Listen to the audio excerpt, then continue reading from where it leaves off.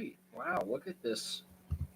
God, the difference between my phone camera and the computer camera is crazy because this is shit. um, but it will do for what we need, which is just to have me talking about some freaking movies. Welcome back to another end of the year. Wow. I was gonna say I can't believe we're at the end of 2024, beginning of 2025, but I can believe it because last year was the worst. So I'm really glad. It was a long time coming that I was finally past 2024. That being said, I am very sad to see 2024 movies go, but also very excited to see 2025 movies come. And yeah, I mean, you probably have already seen my top anticipated of this year, but I still have yet to do my top best and worst of the year. And I'm pretty much to the point where I've seen everything I'm going to kind of want to see or get to see. So that will be probably coming out within the next 2 weeks or so. I'll probably do them put together like a top 10 best and worst at the same time. And yeah, but today we are talking about all the movies that I didn't get to do any sort of review for. And actually, it's going to be, I still have, I think, about 10 or 12 that I'm going to talk about, but it's going to be way less this time. I think it's usually maybe about 15 because, I mean, I did see way more movies than I usually do, but I also discovered YouTube Shorts, which I'm going to talk about in a little bit, but I was able to do some reviews with those. So those will kind of count as my, what I thought about them. So I'm going to talk about 10 that I got to see either after the year was over or just during the year, and I just never got to talk about them. So let's fix that a little bit. Still got some Christmas stuff going on in the back here. Got to take all that down. But yeah, hope you guys had a great Christmas. So let's just roll right into it and start talking about these movies. I'm going to talk about two that were one of the earliest that I saw this year.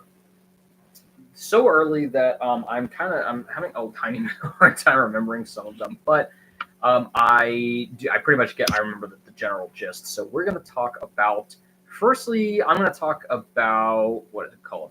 God, where did it go? I have my list here, and self-reliance. We're going to talk about self-reliance first. This is probably one that you guys probably didn't even know about. It stars what's his name? Jake Johnson. It stars Jake Johnson and Anna Kendrick, and basically the context of this movie is that Jake Johnson is looking to get money. He's kind of in a financial struggle, so he goes and does this kind of shady operation in which it's kind of like a game, in which you are hunted every day for 30 days, and all these ninjas, assassins, whoever it might be, they have all these different kinds of skills. They have all these different ways of killing you. They come from all over the world. And if you survive those 30 days, you win I think it's like $1 million. So your average Mr. Beast challenge. And he goes and does this and basically has to just survive for 30 days. And it was a very interesting concept. I did like a lot of this movie because the concept is cool. It's like, how are you going to survive 30 assassins? It seems like it's going to be maybe a little ridiculous, but that's probably with the charm of the movie. It stars Jake Johnson, so it's going to be a little bit funny. He's really good at playing both funny and serious at the same time, but it's going to definitely have some humor there. And of course, having Anna Kendrick in there, it's also going to have this sort of quirkiness to it that I really love about her. So that pairing together was really, really great. I love their relationship in this movie. They kind of, come together because they're two people who have discovered that they both are part of this thing. So they're trying to help each other out by protecting each other. But then of course things come up of wait, are you one of the assassins? It's all these different twists that might come up, these questions. It's really, really good. I liked a lot of this movie. The reason I didn't really review it and the reason that it's probably going to be low on my list this year is it is without a doubt one of the most anticlimactic movies I've ever seen. It sucks because I really like a lot of scenes in this movie. It's hilarious the way he gets out of things. Again, it's a little bit of a, not subvert your expectations. It's a little bit of, whatever you picture is going to happen, you kind of have to suspend your disbelief. It's going to be a little ridiculous. It's going to be more of the comedic side of things. But yeah, once it got to the end, I was expecting it could go a number of ways. The plot was already kind of dwindling a little bit. I expected, all right, we're going to go in this direction or that direction, or it's going to be one big twist or whatever. And I don't think I'm going to be doing anything bad here by spoiling it. It's been out for a year, nobody knows about it. He just wins. He just wins.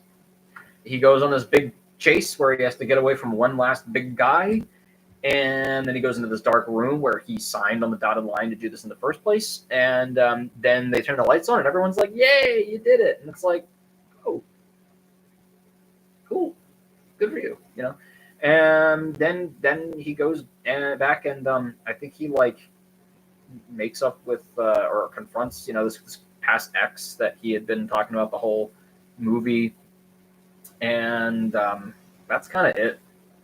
That and the fact that his family was annoyingly ignorant to what he was trying to, and it's yeah, I get it. This is kind of a really weird situation you put yourself in. But at a certain point, it's all right, he's not shutting up about it. I don't know, maybe hear him out. They just wouldn't. They were the worst. So those two things combined, unfortunately, made this feel like it was a little bit of a waste of time, even though I liked it for 2/3 of the movie, which really sucks. I would say as far as I think it was Netflix. It was either that or Hulu. I can't remember which one. But as far as just a straight streaming movie goes, it was fine. It was a good time for most of it, but again, it just kind of felt like it was a waste of time by the end, which really, really sucked. I will say that my next movie that I'm going to talk about is also a straight streaming movie on Netflix, which we all know how we feel about those. They're very hit or miss with these kinds. All streaming movies, but specifically Netflix, feels like it's can be hit or miss. Most often a miss. But the next one that I want to talk about, I actually thought was pretty good. I liked it definitely better than Self-Reliance. I'll say that. And that is Damsel, which is Millie Bobby Brown fighting a dragon. That's pretty much all you need to know. I liked this movie way more than I thought I was going to. To get the lows out of the way, yeah, the stuff I'm going to call it up top is not that interesting. It's fine. It's generic. It serves its purpose to get down below into the dragon's lair, basically. But it is very just kind of generic, green screens, all that kind of stuff. The guy who plays the prince, I forget his name off the top of my head. I like him as an actor. I haven't really seen him in much. I know he was in, Melissa and Joey and Jurassic World, Love, Simon, and all that. He's a good actor. And in this one, it's not even. When it comes to these Netflix movies, it's not even oh, they didn't act well. It's just it's a Netflix movie. They can only do so much with it. However, once it gets down into the dragon's lair, this was kind of sort of labeled as a fantasy horror. Obviously, it's very fantasy. It's medieval dragons and all that, but it's a fantasy horror.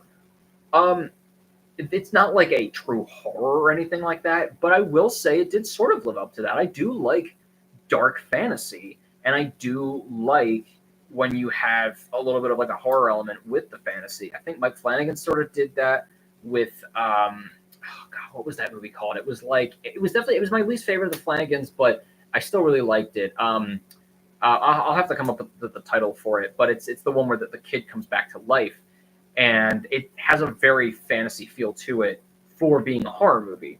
And then this one's sort of the opposite, where it has a kind of horror scary feel to it for being a fantasy.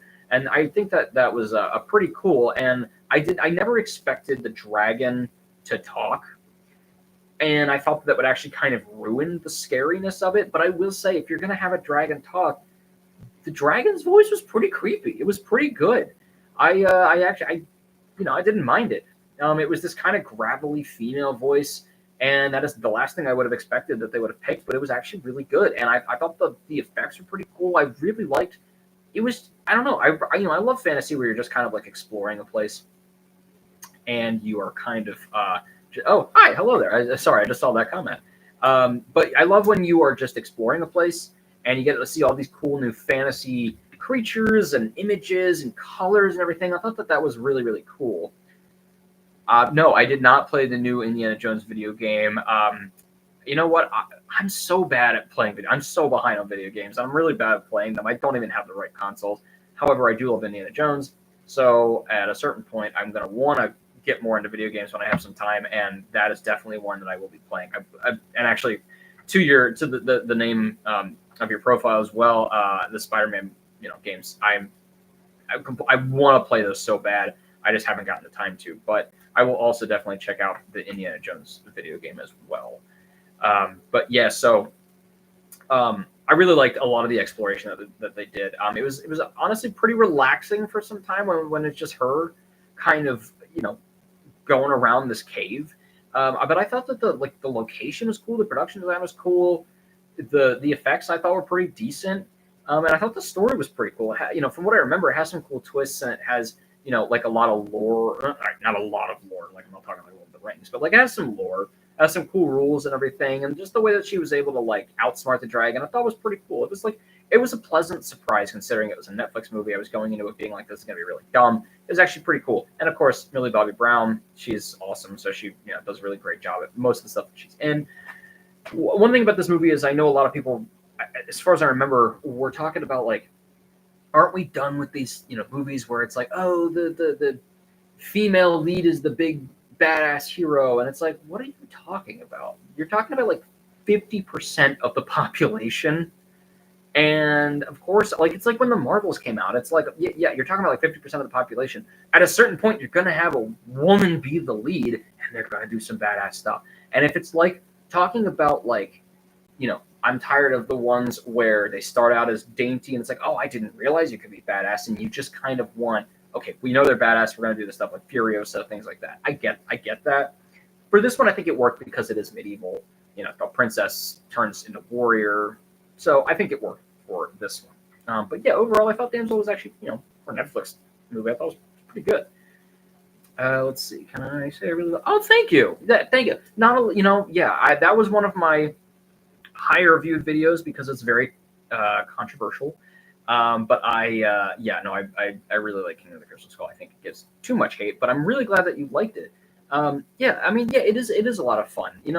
I think that as much as I liked the new one, the Dial of Destiny, I think it was a little bit too bleak. Mangold did a really great job, but Mangold does a little bit more of like a bleak look at things. He takes it a lot more serious, a lot more grounded. And that's not what Indiana Jones is. Do you remember the marketing campaign for the Kingdom of the Crystal Skull? No. God, when that movie came out, I was 11. So I really didn't know much of anything, to be honest with you. But no, I know the marketing campaign for Dial of Destiny was crazy, and they had a huge marketing budget, and they barely. I don't think they didn't match what they put out for the movie, and then they certainly did not match what they put out for the movie plus the marketing budget, which was insane. So it kind of sucks. But while I'm going over these, tell me about that marketing campaign for Crystal Skull, because I don't think I know anything about it. It was actually pretty cool. So those are the first two I wanted to talk about. These Netflix movies, kind of the earlier ones that I watched in the year when there's not a lot of stuff coming out, so you're kind of watching more streaming things. After that, I think the next one that I saw, I'm not going to do it in just in order of what I saw, but just in trying to remember the ones that I saw early on in the year, Argylle, and I think I toyed with doing a short or a review for it, and there was one, I can't remember what it was, but it was between Argylle and something else, and I ended up doing the something else, and I didn't do a review for Argylle. And that's okay, because Argylle was one of the movies. It definitely, okay, so like I know it bombed, and it was at that point the biggest bomb of the year until Madame Web came out, funny enough, which it's not really saying much when your comparison is Madame Web. Argylle was like passable at best. Let's see. Kingdom of the Crystal Skull had promotion with Kellogg's cereal fruits and Lego video games, and M&M and Dr. Pepper. Wow. Indiana Jones cereal? I don't think I ever knew about that. Is it still a thing? I'll look it up, but that's crazy. I don't think I ever knew about that. And like this kind of sounds like what the Wicked marketing campaign was. It was everywhere in everything. And so I'm kind of surprised that, I mean, I guess I'm assuming that Kingdom of the Crystal Skull, I don't think it flopped box office wise because people are, you're always coming off of the last one. Dial of Destiny had a promotion with Applebee's. I guess it did. Sadly enough, that makes a lot of sense. Indiana Kingdom of the Crystal Skull, coming off the original trilogy, had promotions with all of these big things, and then Dial of Destiny has an Applebee's commercial, and kind of makes sense. Indiana Jones and the Great Circle has a glass cup sold at IHOP. Is that the video game? That's actually kind of cool. It's kind of cool that Indiana Jones like sneaks its way is in all these little places, you would never really expect. It's always one of those fandoms that like people don't jump right to it, but like people do recognize Indiana Jones like friggin' everywhere. Like you can't not know at least about Indiana Jones. I will have to check out that cup too because if it's original artwork, that's awesome. I think for like Spider-Verse, like Beyond the Spider-Verse, Across the Spider-Verse, there was like a poster that was like original art by somebody who was like a fan or something. And it was the one where they're like right up against the post, like the poster's face. It was like really big, like Miles' face, and then Gwen right behind him. So that's pretty cool. I love when artists do their own original stuff. That's awesome. Getting that up there. We don't want AI. Yeah. But yeah, so Argyle. I was very excited to learn that this was part of the. Well, no, I don't think actually we like technically knew that this was part of the Kingsman universe till the end of the movie. So I really had no expectation of that going in. I just knew that this was Matthew Vaughn, and Matthew Vaughn did the first two Kingsmen and the Kingsman, all of which I really like. I mean, Kingsman I freaking love. The Golden Circle, I think, is the sequel to the Kingsman. I thought was pretty good. I still liked it. I didn't like it nearly as much as the original. And then the Kingsman obviously is a different take. It's a historical piece. I thought it was okay. I liked it enough, but it didn't have the original characters. And then he's coming back with this one, and I'm like, oh, this looks like it's gonna be really cool. It's got like a twist in the premise of the movie itself, and it's got Matthew Vaughn again behind it and all these things, and it looks like it's going back to the more fun, zany action stuff. The thing is it does have that. It just doesn't have what Kingsman has, and it's just things about it that just don't work, and it just kind of felt, from what I can remember, I remember like the plot itself was okay. I remember the big twist in the middle. It actually got me. I felt kind of dumb for not thinking of it, but it did get me. I thought that Bryce Dallas Howard was pretty good. I thought Sam Rockwell was awesome. And obviously Samuel Jackson's awesome. I thought all the acting was fine. Some of it was good. Some of it was, okay. But really, I think it was the screenplay. Like, the actual dialogue felt weird.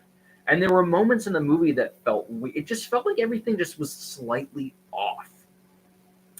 Let's see. Man, I feel like Shia LaBeouf should have been recast with Logan Lerman in Dial of Destiny.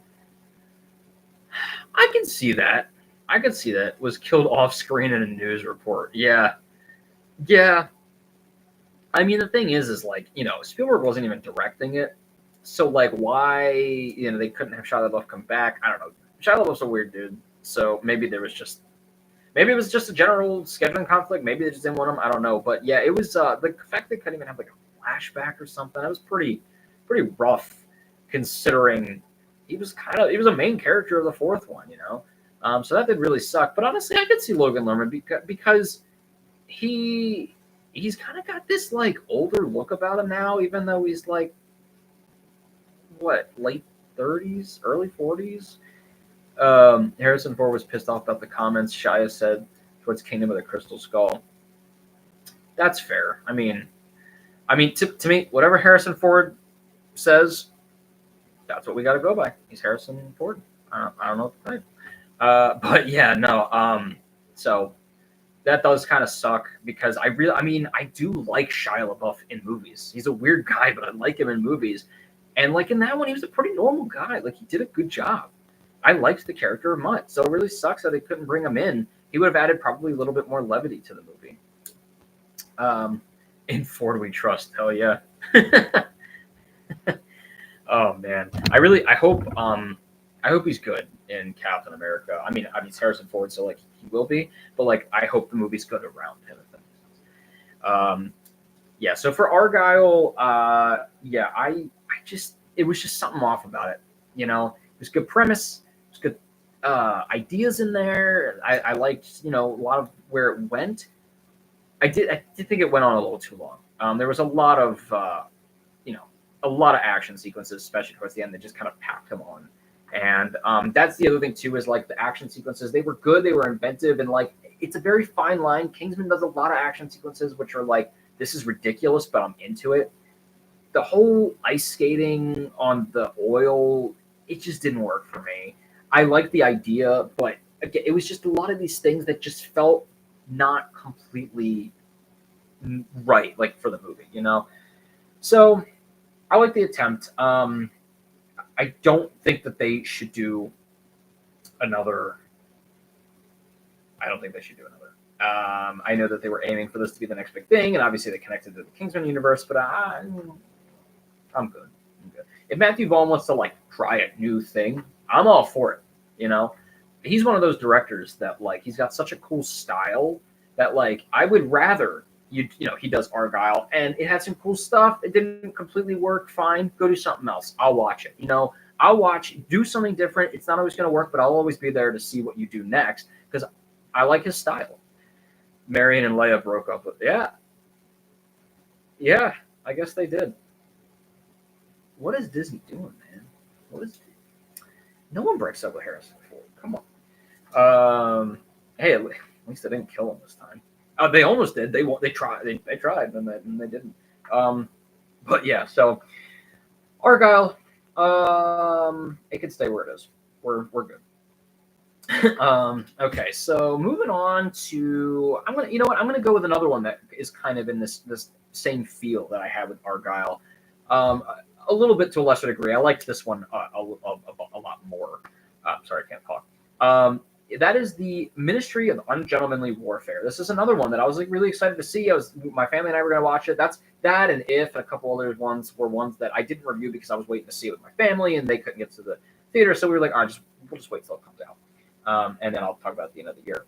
And this is one that I was pretty excited for because it seemed very Tarantino.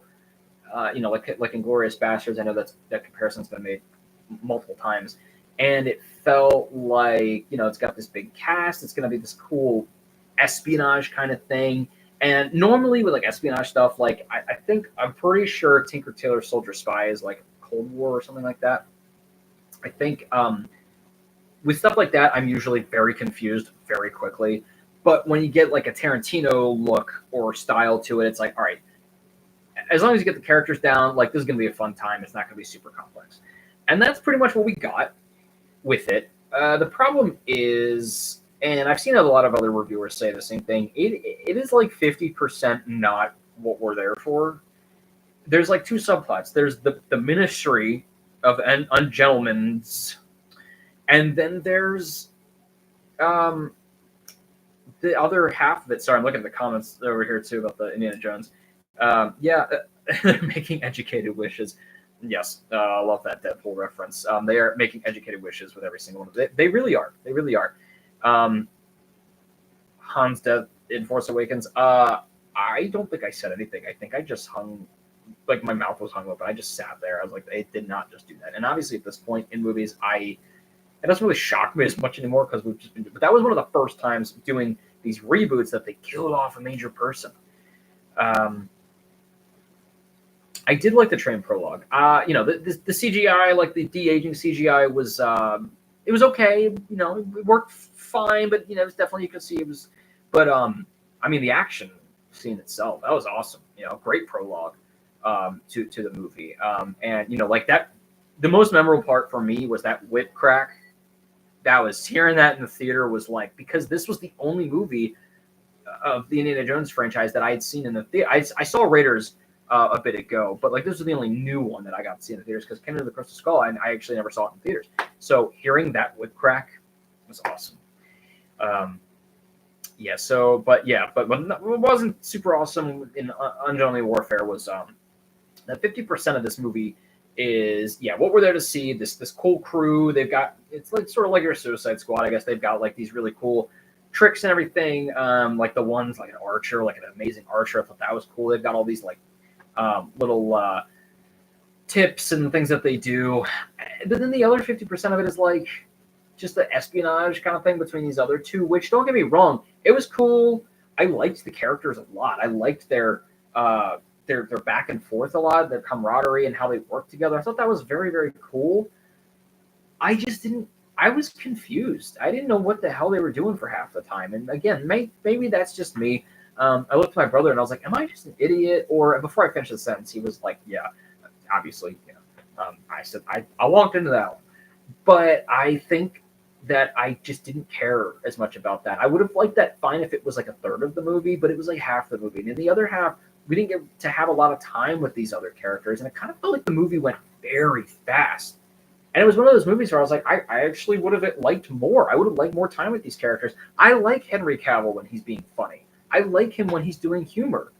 And God, I always forget his name. It's like something Rich something, big dude who played Jack Reacher in the show, and he was Aquaman. I did not expect him to be. I always saw him as just like big burly dude who's going to play big burly action parts, and he's going to be kind of boring. But no, Sam. Thank you. Yes, Sam Richardson. Yes, I liked him in this. Let's see. In 2012, they were released Raiders of the Lost Ark. Hey, I mean, I don't know where you live, but or Alan Richardson. Yes, Alan Richardson. I was like, wait a minute, Sam. I knew it was like a short name like that. I don't know where you live, but look in your local theaters if you have like some old theaters, because they will do a lot of revivals. Do you think that they released Indiana Jones back in the day? I mean, if you find a theater that does like old stuff and releases like that, chances are at some point they're gonna do one of them. I don't know which one. I mean, let's see. We're coming up to. I mean, realistically, the next one will probably be, if they need to have a reason to do it, 2028, because that will be the 20th anniversary of Kingdom of the Crystal Skull, and then 2029 would be the 40th anniversary of Last Crusade. Yeah, exactly. So that would probably be the next two that they would do. But for a lot of theaters, if they're doing revivals, a lot of times they're bringing back Indiana Jones because people love it. And then so for the rest of Ungentle Warfare, so I thought it was fine. It was fun. It had a lot of fun moments. I really love this whole history piece where it's very quick and just a lot of things going on at once. That's very, very fun. You have a lot of like quips and everything. The problem is I just didn't really get to settle into any one of the characters. So I liked the vibe of it. It went really fast and quick, and I was enjoying it for the most part. But and I liked the story. That was pretty cool, based off of a true story. I just just didn't get to connect with it as much as I would have liked to. And then also having Rory, maybe you can help me out with this one too. Because he was the one who was in Men. He played all of the men. He was almost unrecognizable as Winston Churchill, which I think is the funniest thing, that this man is played by several actors, and every single time they just don't get a guy who looks like Winston Churchill. They just get a guy who looks nothing like Winston Churchill, and then just does so much makeup you don't even know that it's them. But I thought he did a great job with that as well. Did you see Return of the Jedi for 40th? I didn't.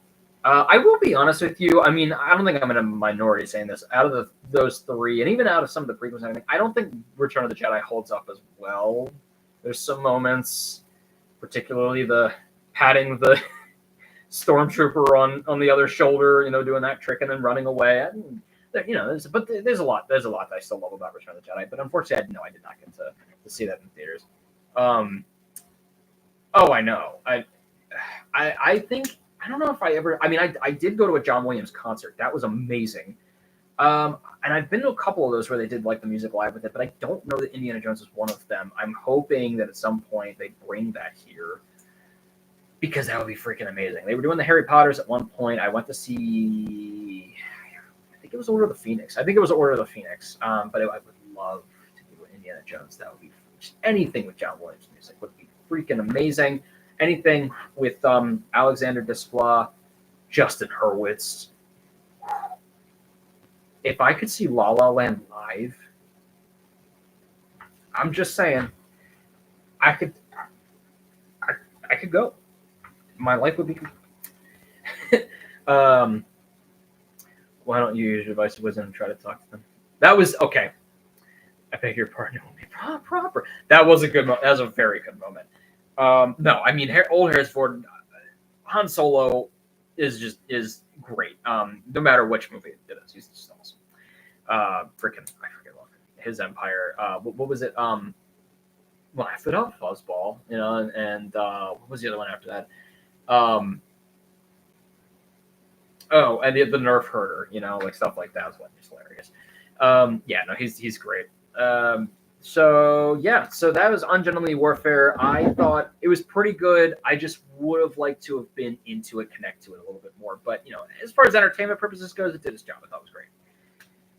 All right, let's see. We have talked about. I got my list here. We've talked about Argo. We talked about Self-Reliance, Damsel, and Ungentlemanly Warfare. Let's get into one that I would say is the same amount of entertainment, but I think was a lot better in terms of how it was done. And this is the one that I've seen second most recently. I just saw it maybe about a week ago, and that is Hitman. It literally in my Letterboxd list of to be watched, I've had Hitman and Fall Guy back to back forever. I still have yet to watch Fall Guy. I may or may not get to watch it before my official rankings. Not that it probably would make either the top 10 or definitely not the worst. I'm excited for Fall Guy. But it's funny because the whole time I've been like Hitman, Hit Guy, Fall Man, and I was like, I gotta watch one of them. So I went with Hitman because I know that my family wants to watch Fall Guy. Hitman is everything that I thought it was gonna be. I kept hearing this as like a 90% Rotten Tomatoes, like this is a really good but it's entertaining movie, and it was so good. I swear to God, Glenn Powell is the new Brad Pitt. He's just good in everything. He seems like a nice guy. He seems like he's just having fun out there. He is good looking. The man has it all. He has been with he's been able to act in like 3 or 4 movies that he's been in the last year. He has been able to act with people would be like, man, you are lucky to act with that actress. And every time it's just like, hey, yeah, I look like a good looking dude. And you want to be mad, but he's just really good in every role that he's in. I like it when you get that guy who should just be the stereotypical, he's in it because he's a good looking guy, he's probably a meathead and he acts fine. But then he does these dorky roles. And like Twister, that was the one where it was like, yeah, this guy is like the macho country guy. And it's like, well, of course he's going to be in this movie. And then in this one, he plays the dorkiest guy, like in and out of the plot. So obviously, I don't know if you've seen it, but basically the plot being that he pretends to be a hitman so that the people who are hiring a hitman give themselves up and they get arrested. And he just tries all these different costumes and everything, which is really funny. It was kind of like Master of Disguise, sort of. Not to that extent or terribleness, but I liked seeing all the different disguises and costumes that he came up with and all the different accents. It was very funny. He does one which I won't spoil, but it's a quick reference to another old movie, and he does. It's not. Well, I guess it is kind of old, and he does a really good job with it. I thought that was hilarious. I may not have picked up on it at first, had the subtitles not said what it was, but I probably would have gotten there. I loved him in this movie. He's hilarious. He's charming. He's funny. He's dorky. And then the plot was like it goes in these ways that it's these areas like directions that I didn't expect it to, and it was one of those that I knew was going to stress me out because I'm like, he's not guilty. He didn't do this. He didn't do that. But it goes in all these different ways, and I definitely expected it to do something in the middle, and they completely subvert that, and it was fine. And I like when movies can subvert it in a way that I'm okay with it, and I'm like, you know what, that was made more sense. I would say honestly either way would have been fine, but the way that they went with it I thought was pretty good. I didn't love the end of the movie. I thought it wrapped things up a little too neatly. I did admire how, even though it was wrapped up plot wise, characters had changed. It gave me this movie gave me a tiny bit of a Breaking Bad vibe, because there's this teacher talking about how humans change, and then he changes, and that's very Breaking Bad, by the end of it. And he changes kind of for the more edgy. You can probably guess if he starts out as kind of a dorky guy.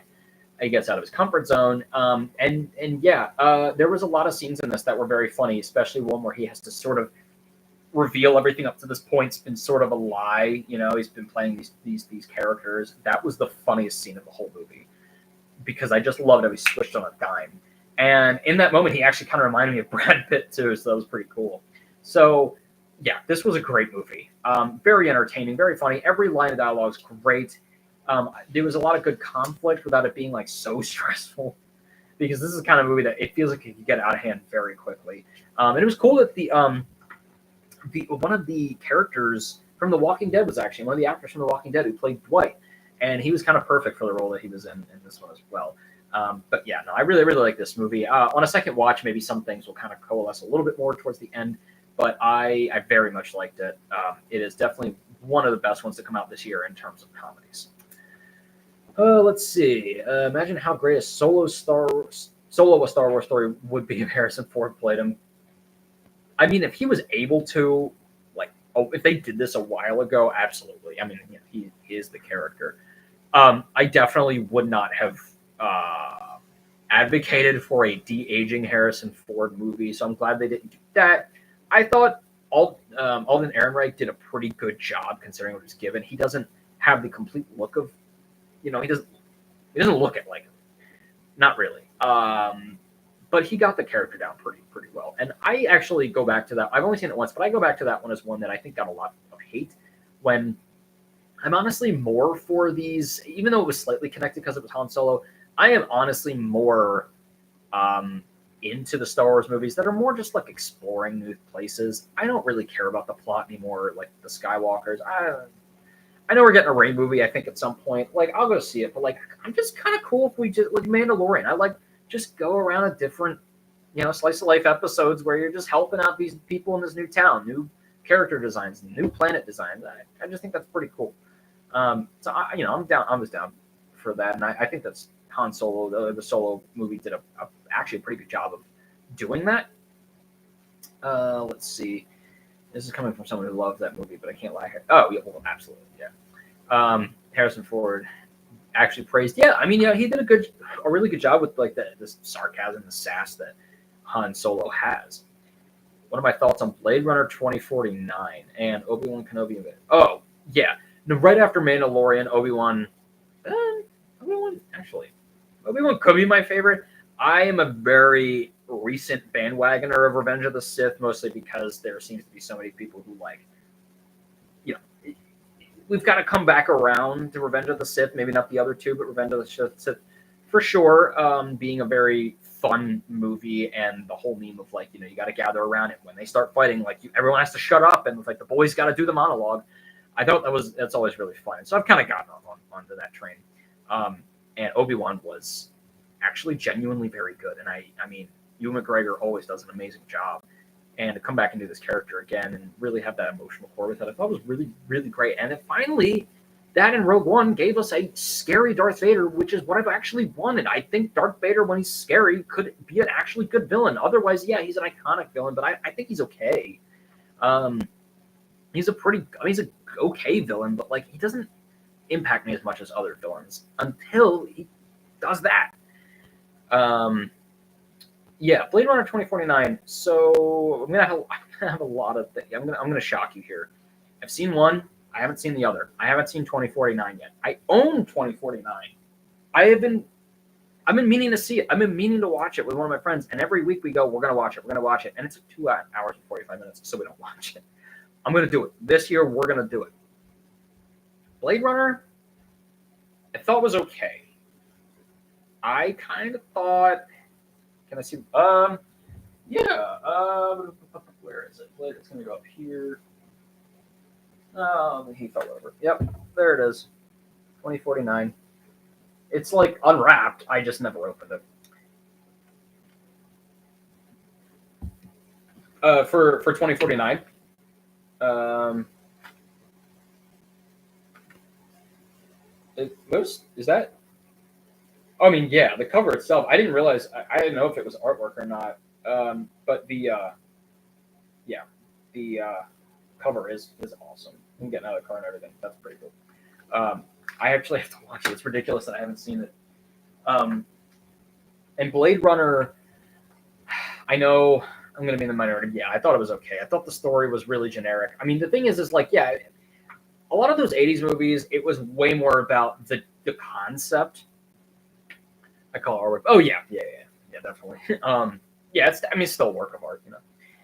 But I call it like that, or most of these '80s movies are more about the concept and this new world and everything. And I get that, and so they kind of have a generic plot. Like I'm kind of the same way with Terminator. I think the story is very straightforward, and that can be a good thing. Don't get me wrong, but for something like Blade Runner, I thought it went pretty regularly. I was actually expecting to and prepared to get into something that was a little bit more of a complex story. Not that it has to be, and I can see definitely the appeal of having just a cool action story. But I story wise, I thought it was okay, and I liked the production design a lot. That was obviously the best part of the movie. I really like this. And obviously, I think Matt Reeves took a lot from it for the Batman. This kind of steampunk, um, smoky city in the future. It's very very cool. Obviously, Harrison Ford's amazing in it. He's amazing in everything. But yeah, I thought it was okay. I was actually kind of bored for some of it. I will be honest. I'm not a huge Ridley Scott fan. I like Alien. I've grown to appreciate it a little bit more. I like Gladiator. I liked Gladiator 2. Blade Runner I can appreciate for its visual style. Otherwise, I, just, I think he's kind of boring. And that might be a hot take. Maybe I'll change that, if I see even more of his movies. But um, yeah, I'm kind of 50-50 on Ridley Scott. No, you're good. No, this is like what I'm here for. I love going through. You'll love it. Not directed by. Oh yeah, whoa, 2049. Yeah, yeah. I oh yeah, because that's Denis Villeneuve. I love Denis Villeneuve. So you get that imagery along with like his cinematography. I mean, even if it was directed by Ridley Scott, like Blade Runner, I would watch. Yeah, I would still be watching 2049. But like the fact that it's Denis Villeneuve is like. But yeah, no, you're good with the questions. I'll be going back and forth probably. I just don't want to ignore your questions, but I'll be going back and forth between the movies and everything. But I love getting these questions. This is why I do this. But yeah, so that was going back to the movies. Going from Hitman. Let's see. All right, so another one that's I say more of since we're talking about blockbusters, one of the big blockbuster movies of this year, and it's a series that I've been getting into, and sadly I can't say I've seen them all or in order. Godzilla and Kong. I weirdly enough have still not seen the original, not the original, but like the 2014 Godzilla or King of the Monsters. I don't know how I haven't seen those yet, but I did see Kong Skull Island when that one came out because I love King Kong. I think he's pretty cool.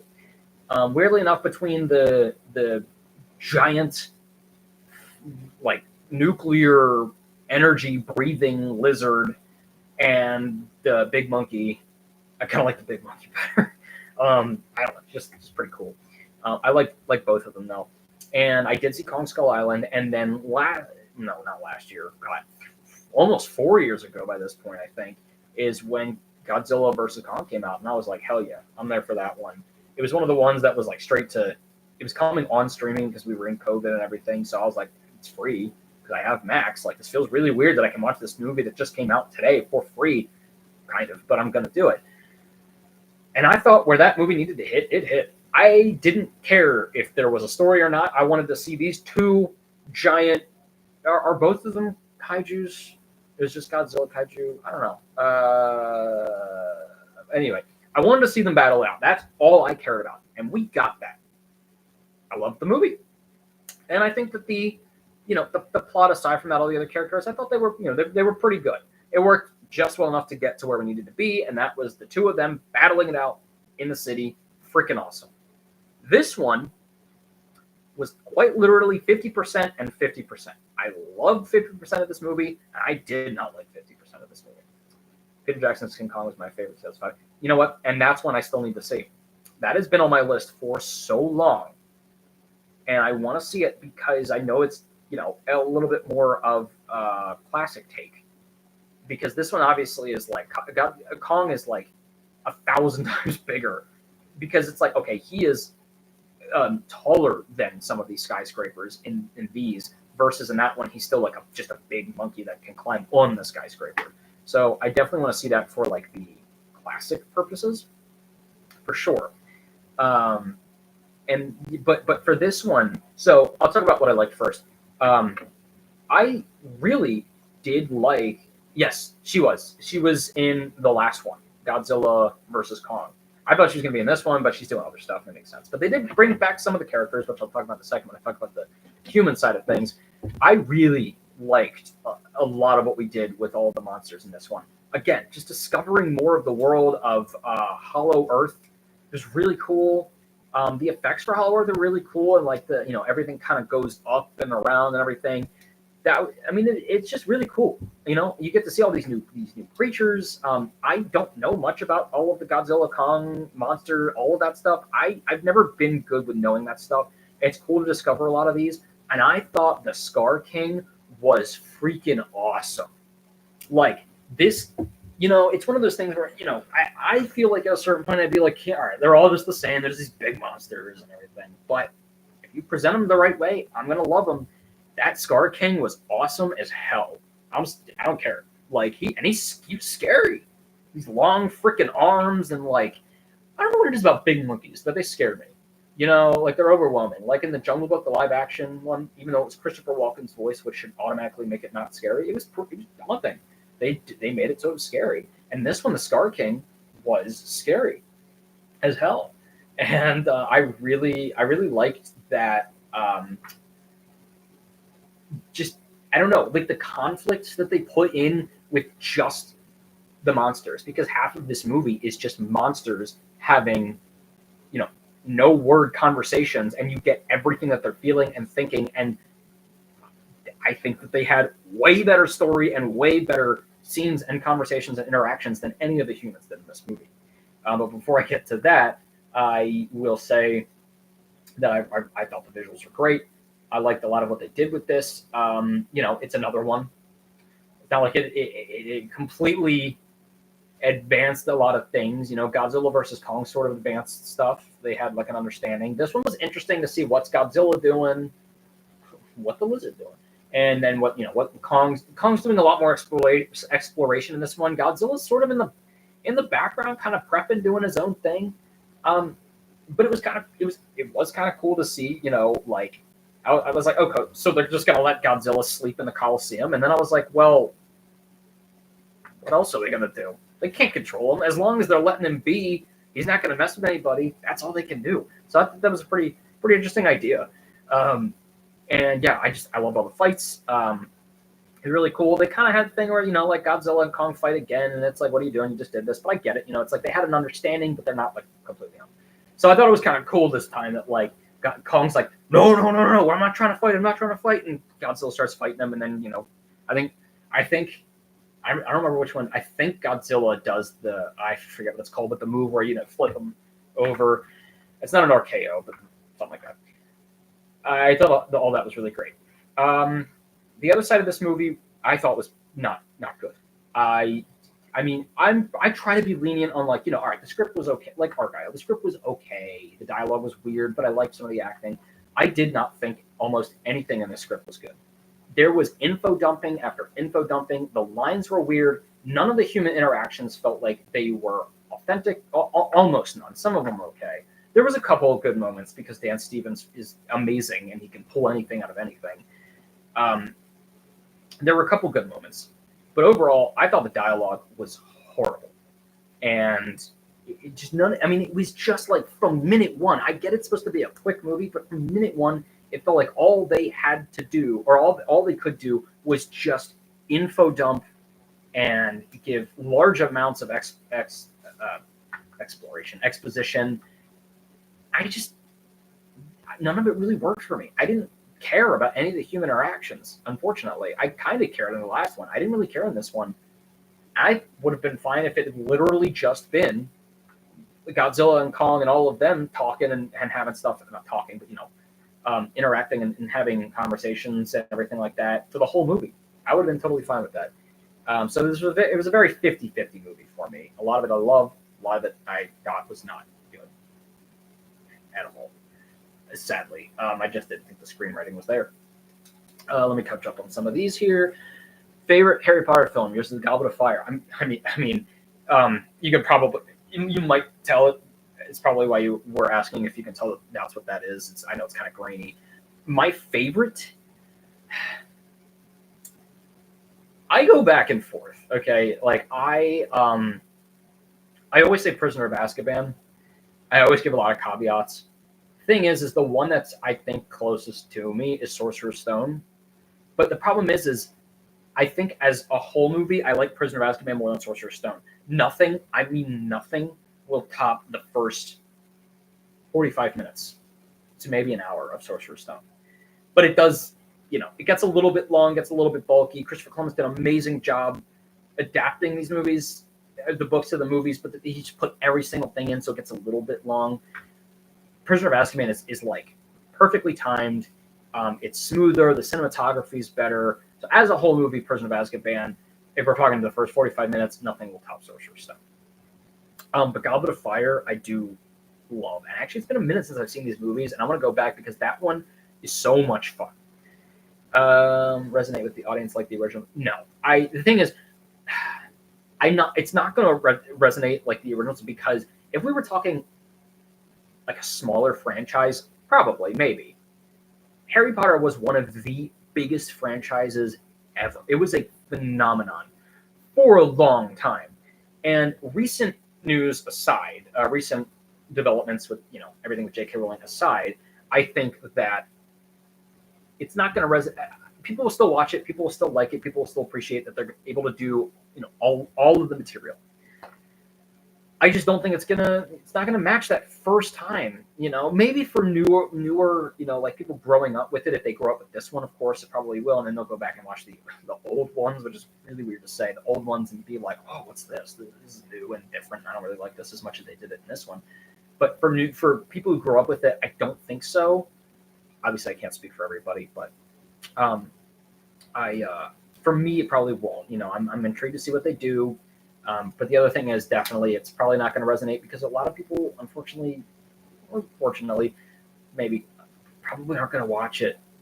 I don't blame them, because of the whole J.K. Rowling stuff and just generally Warner Brothers and all of this stuff going on with it and how Harry Potter, some things have aged not too great. So they're going to do what they're going to do.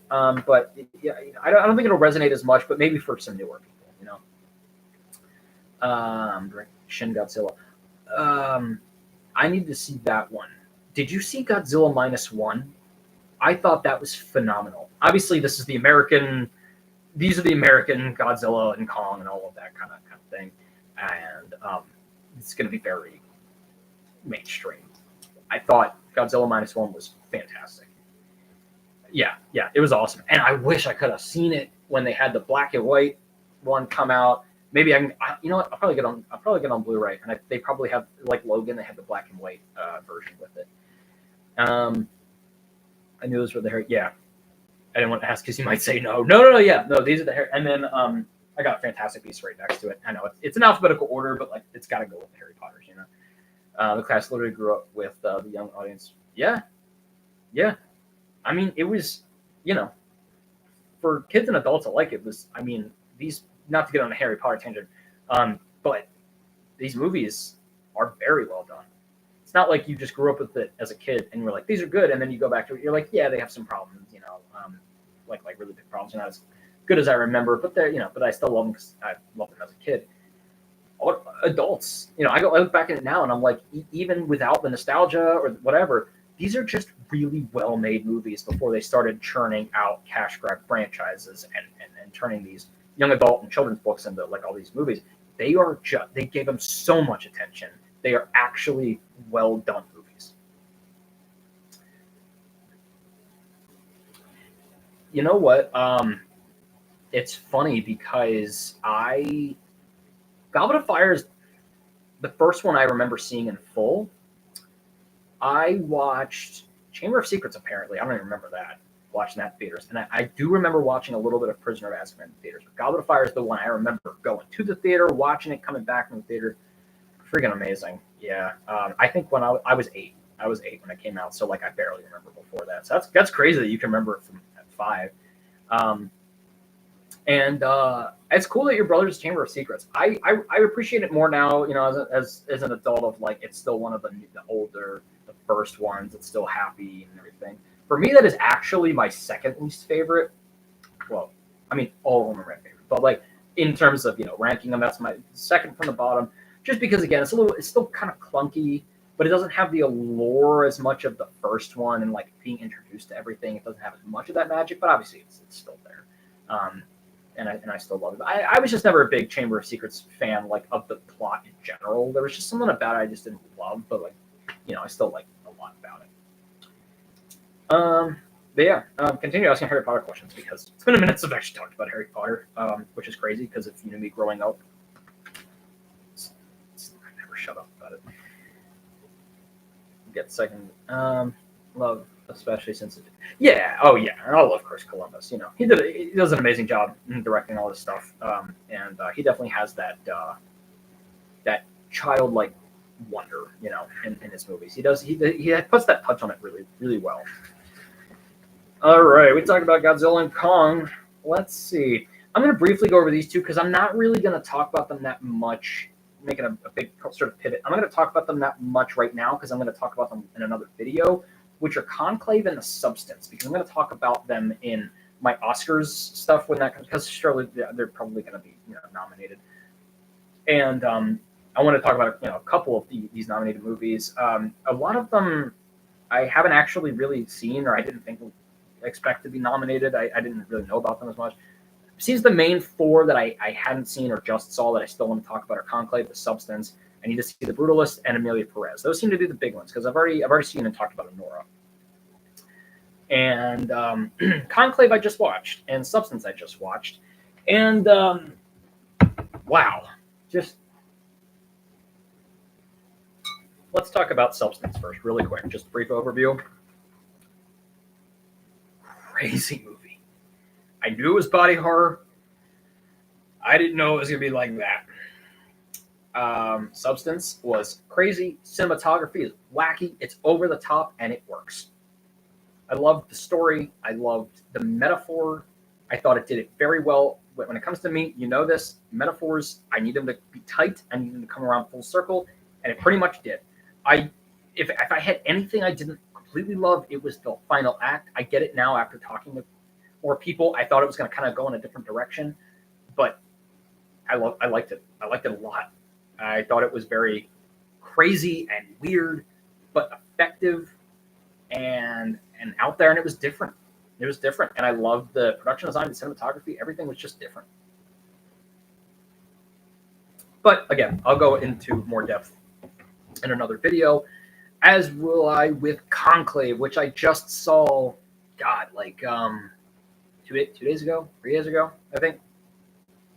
This was, it's a religious movie, but it's very political. It's very about hierarchy and power and all these things. And when I saw the trailer, I was like, why does this look like it's supposed to scare me? It feels like it's like a movie of steel. That's exactly how it feels. About picking a pope of all things. So I'm not going to say too much because I'll talk about it later, but I thought it was excellent. This is a front runner for making my top 10 now, right at the end of the year, beginning of this year. I thought it was amazing. I like just about every single part of this movie. All right, I'm going to cross those off. Home Alone and Home Alone 2 are same for most people. Yeah. I think Home Alone and Home Alone 2 are they're slightly different only because they were original concepts. This is Harry Potter's based off of a book. So you already have the second one and it already has a separate plot. Home Alone is you have this original concept and it's great and we love it. And it has this this purity to it. And then the second one is just recycled with different details. And you can still love it. I still love a lot of Home Alone 2, but it definitely doesn't have. And then I think you're right. Is like it definitely doesn't have that same wonder and same punch as the first one did. You know, I mean, in the first 4 years of Harry Potter, Ron Weasley, yeah, I know. It was funny. I think that was pretty cool because their hair got longer and it's like they're going through puberty and nobody looks good. Everyone looks weird through puberty, and then they cut off all their hair, and it really gave this impact of like they're growing up, they're dealing with a lot of stuff, they're matured. The jawline was cut for Daniel Radcliffe by Order of the Phoenix. I swear to God. But I think you're completely right on that. All right, we got 4 more movies to go. And really, I haven't talked about a lot of horror because actually most of the horror I saw this year I reviewed, whether it was in a short or in a full review. There was one horror that, I talked about the substance a little bit, but there was one horror that I did see close to the end of the year that I didn't get to talk about, and I've been waiting to watch it. It was one that I kept missing, and I was like, okay, I'm finally going to watch it. And that is Cuckoo. I saw the trailer for this movie and was like, this looks creepy as hell. Very excited for this. I love Hunter Schafer. I think this is going to be very different. And it was very different. It was a very specific type of movie. It didn't feel very generic. Like we had things like Russell Crowe did another exorcism movie this year, and he just did one last year, which was pretty good. And this year he did another one which looked even more generic. I'm like, why are we still doing this? Like, come on with new stuff. Cuckoo had a very interesting vibe. It had a very cool premise. Well, I say that, but a lot of it's a mystery. We don't really know what the heck is going on for most of the movie. And I like that. I liked the mystery of it. And I liked that there was just all this weird stuff going on. I like these kind of movies where it's like a lot of weird things and you're waiting to see what it is in the third act. The problem with that kind of movie, with things like Don't Worry, Darling, or Nope, depending on those are actually the same year, is it rests on that third act, whether or not the whole movie works. And for me, I didn't love it. More I thought about it, I did think like the idea is very cool. A lot of the imagery and how they go about it is, visually is very cool. I was just like confused for too much of the time. Maybe going back and watching it again, it'll clear up things a little bit more. Maybe I'll like it more. But I was just confused for a lot of the time. And I just thought it was going in directions that just didn't really make sense. And things were just kind of happening. And where it ends, like, in terms of plot, if you're going in terms of like the theme of the movie, which there's a big theme, there's a lot of motif in the movie, which is, I'm always down for that. I always like when you have like a motif and like a cool theme that like you haven't really explored a lot. And this one has a lot about like nature and nurture and things like that, which is cool. I mean, who's made a horror movie about that in a while, or almost ever? And I thought it was cool. It works plot-wise where it ends up, this final fight-ish thing in terms of the theme. I just wasn't really that into it. And I thought it kind of kept going in places that like were just either kind of annoying or like, why are you going with this? It doesn't really seem to make sense to do this or that. There was a lot of character decisions that I just didn't, I don't know. It just seemed like it feels like it fell apart a little bit. Like it didn't really know exactly where to go or what to do with some of these characters. For me, I still love the fact that it was a very different feeling movie. It's very quiet. It takes place in another country, which doesn't always happen in a horror movie unless it's like, it's an exorcism movie, so it has to take place in Rome. Like, it was cool. It had a lot of cool vibe to it. And Hunter Schafer did an amazing job. And again, the creatures in this movie are very cool.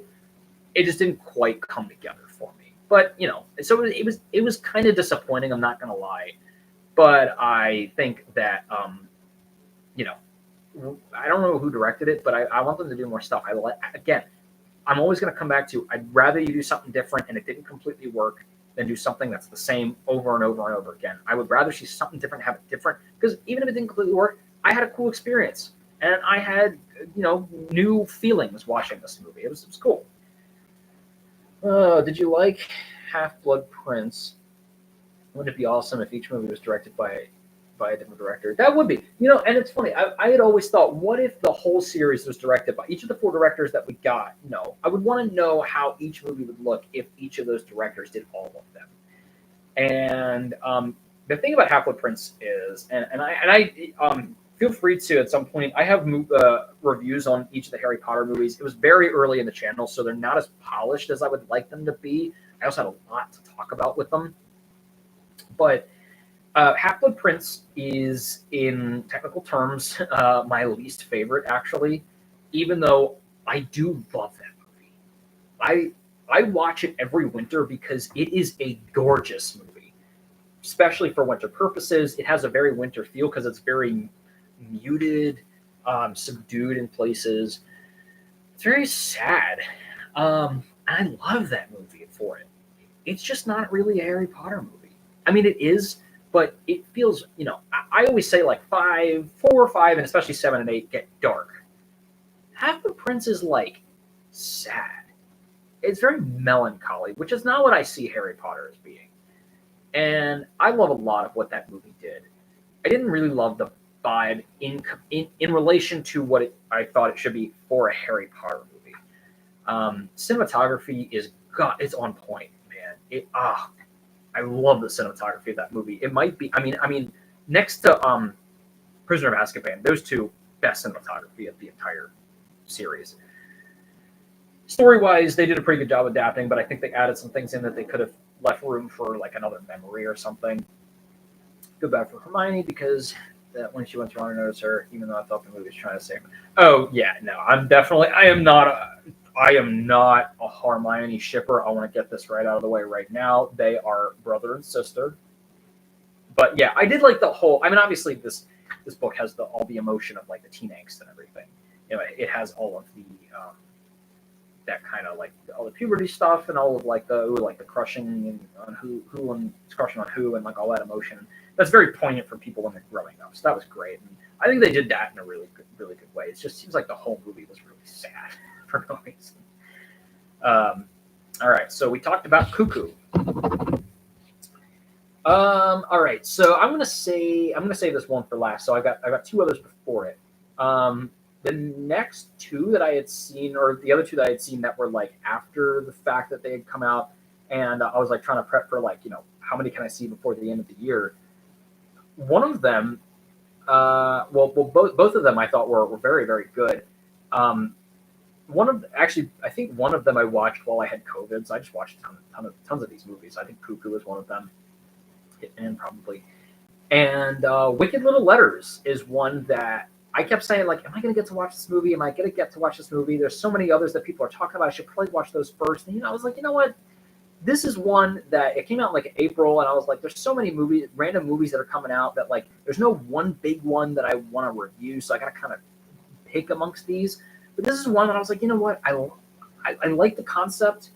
I like that it's a little bit, a little bit of historical, not super historical, longer ago.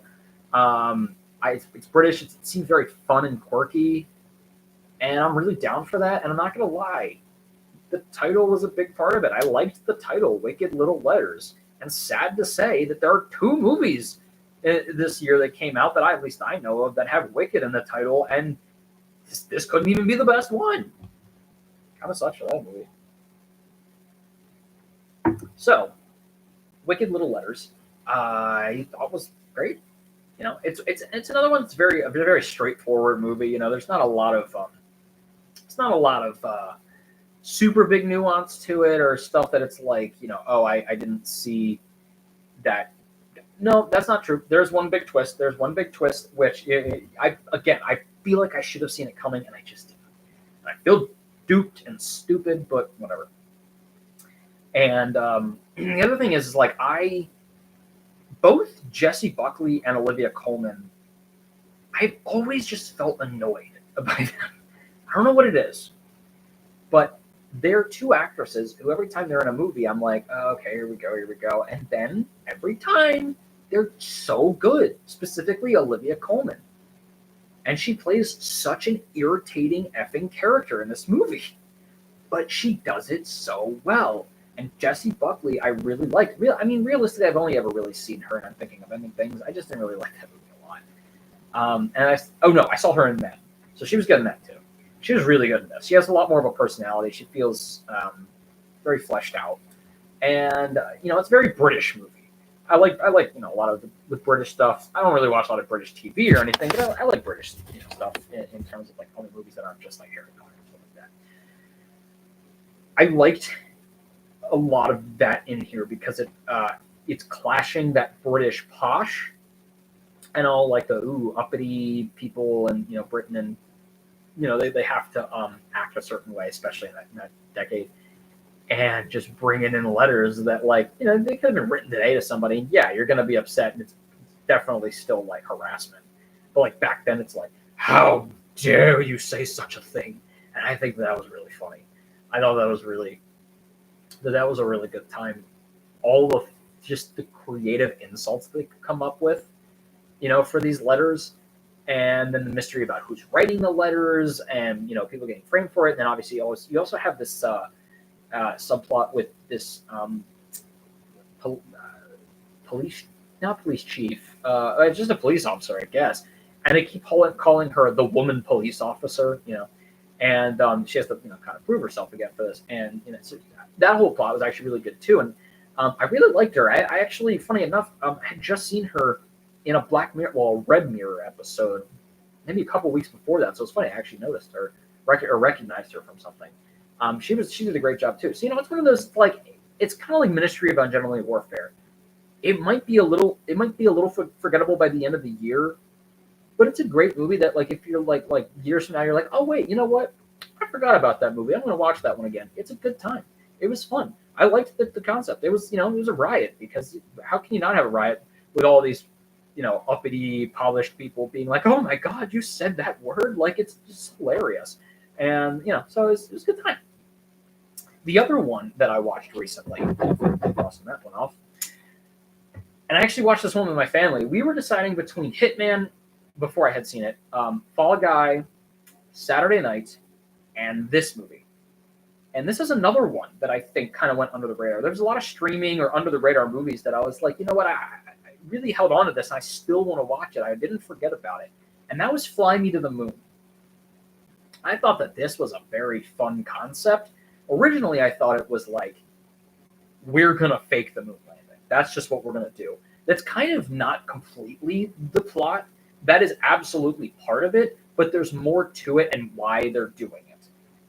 And as a film lover and a filmmaker, at least in previous years, I was on board with this is going to be a really fun time. It's got a great big cast.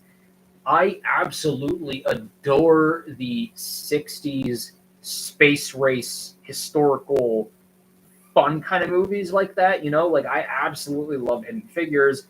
Mad Men I've gotten into. I got to watch more of it. But all the ones that are more like space race stuff and very sci-fi, all the graphics that people had in promoting it, and just how America was, and how people were to each other at that time. It was just very fun, and I really liked all the I don't know, the interactions people had with each other. Yeah, Scarlett Johansson was all. I mean, Scarlett Johansson is another one of those actors that I go, oh god, she's in another movie, and then she's great. If she's not, just amazing. She looks like her characters from Jojo Rabbit. Yeah, she did. And again, that was another one that she was in where I was like, you know what? I really liked you in this movie. She was great. And maybe it's just I just, now that she's not doing Black Widow 24/7, she could be something else. Wait. The Batman just got pushed to 2028? I had heard 2027. Is that recent, within the last couple of days? I had heard 2027, and I was already going to cry. I mean, I'm sorry. I already cried. But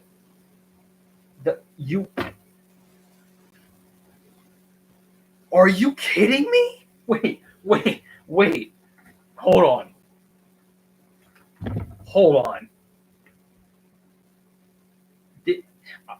we'll get back to the movies in a second. I have to just what is going on with this movie, guys? I'm almost worried that like, is it gonna be bad? Is it going through like too many like rewritten scripts or something? Because this is supposed to be good. Let me see. 8 hours. The Penguin season 2. More spin-offs after Batman 2. Let's see. 2027. Let's see.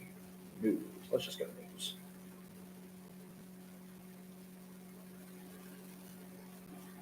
Wait, where are you seeing? I'm not seeing. I keep seeing 2027. Well, keep me updated. I'll keep talking about Finding the Moon. So anyway, I love that time period. So that is why, if you've seen my most anticipated for the year, that Fantastic Four is my most anticipated, because specifically if that, I just love that feel. You know, very sci-fi. You know, all that kind of stuff. I love that. I also love that Ray. You know, when you get actors who are like, you know, they still do bit stuff, and you think like, oh, I love them, and they're not doing anything anymore. But then you get like Ray Romano, who's in The Big Sick and did an amazing job, and he's in this and he did an amazing job. I also love, again, kind of like Alan Richardson, Channing Tatum. I always just used to see him as like big burly guy doing big burly guy movies, and then he was in like I never saw 21 Jump Street, but I know he was great in that. He was in, you know, like Bullet Train. He did that funny cameo. There's just all these movies where he, like, the more I saw it, he's a goofball, and I loved it. And in this one, he can kind of do the funny side of it while also being really serious. It's a success, then he can introduce Batman into the universe. Okay. No, you're messing with me. Now I know you're messing with me. I know it. You're screwing with me. That's not. I can't believe I fell for that. I can't. I'm so mad right now. Because there's no way they're keeping it separate, and Robert Pattinson's not getting it. That is dumb. I choose to believe that you are pulling my leg. It's got to be the only one. I mentioned, yeah. He did. Oh wait, that's funny. I didn't know that. I didn't know that he played one of the turtles. That movie was crazy. Those turtles scared the crap out of me when that first came out. Because I was like, that's not. Why do they look terrifying? But so yeah. Okay, there you go. Yeah, you're just fucking with me. I feel stupid. This is how I felt when I didn't get either of the twists in what was it? Wicked Little Letters, or what was the other one that I didn't get the twist in? Argyle. But yeah, so Scarlett says I love you. Tell her I love her too. And this is a shout out to Scarlett from the channel, and we're talking about all fun movies. And I know she loves Inside Out, the purple one. So real quick, I know I already talked about it, but Inside Out 2, incredible movie. It just met my expectations and then some. I did not think that they were going to be able to pull it off, and they did. They very much did. I think I want to wait. I want to 2027. Yeah, no, I think he was so. Two Amazing Spider-Man. The other guy commenting is one of my friends. He lives in Florida, and he likes to mess with me 24/7. And a lot of times I catch on to it, but I wasn't focused. I wasn't. Yeah. So he was messing with me. So that was funny. After like two more of those things, I was like, no, you're joking. But the 2028 thing, I honestly wouldn't have even put it past them. But anyway, so Fly Me to the Moon. Yeah, I really, again, big cast of characters. I love Jim Rash in this movie as the director. He was freaking amazing. I loved, again, all the characters. It was fun. You know, it's another 60s space movie. Woody Harrelson's always amazing. He was great in this movie. I just am always impressed by actors who can just play kind of normal people, and yet you can very distinctly be like, that's from this movie, that's from this movie. You know, it's another suit and a hat, you know, in the 60s. But he has a good personality, does it really, really well. And the stakes in the movie were great. The romance was awesome. I did not expect this really to be a romance movie. I knew it was part of it, but I expected this mostly to be about the filming. And again, that was definitely in here. It was very cool to see all of these cool sets and everything that they were building and how they were going about doing it. And especially, it's funny that they, obviously it's based off, not based off, it's like a retelling sort of, kind of like Tarantino does, if that was actually the case. And they kind of do it respectfully, where it's like, did they fake the moon landing? Did they not? Like the way that they do it in the movie was really good because it kind of leaves, they didn't fake the moon landing in real life. But it kind of leaves this, like, they do it in a way where, like, they don't have to definitively say one or the other, kind of thing. Sort of. I don't want to ruin the movie. If you've seen the movie, you understand what I'm talking about. But they did a really good job of it, and it had some really, heartfelt moments. It makes you take NASA and everything really seriously. All the work that they do, the incredible amount of work that goes into this. It also is fun because it also gives you the good side of marketing as well, and it's kind of like, all right, well, do you want to work seriously and do all the regulations, or do you want to have all the funding and the crowd approval and all this good publicity for it? And it's like, you kind of need both. And it was cool that they had to work together, and that to come together on that. So that was really cool. The movie is very long. I didn't expect it to feel as long as it was, but I was entertained the whole way through. I really liked it. And it was a good standard movie. And one thing about Wicked Little Letters that I didn't mention is that it is actually based off a true story. So that's one of those that it had to go a certain way, but it was cool enough that it was such a good roundabout story that it could make it into a movie that makes sense, and the screenplay was good. But it's also kind of crazy that this movie actually happened for the most part. But yeah, the Fly Me to the Moon is obviously not. It's very fictional. But it felt very real, and it has some very real things in it about NASA, things like that. So that was just very cool. It's one of the movies that the dialogue, everything. I just had a really great time with. It was fun, very fun, and I loved the film aspect of it, and kind of bringing in all these actors and the lights and the sets and everything. It was very cool, but it also definitely had much more an emotional resonance than I expected it to. All right, and we are down to the last movie. Batman is my favorite. Oh, absolutely. Actually, it's funny you say that about the Batmobile chase, because the entire movie up to that point, I'm sitting there like, this is one of the best things I've ever seen. It was one of the best experiences I've ever had. It basically is a film noir. If it was in black and white, they should put it. I don't know if they have a black and white version. Well, I'm going to try to get this without knocking this over. I don't know if they have a black and white version in any of the Blu-rays or anything like that. That would be awesome if they did. I'm sure they have to have it somewhere, right? I do. That is absolutely on my list. I have to watch Penguin. I'm finishing up season 1 of Severance, and then I'll probably watch the Penguin. I also need to watch Squid Game. There's too many shows. There's just too many shows. And there's too many movies. I know. I've heard it has one of the single best episodes of TV or something like that.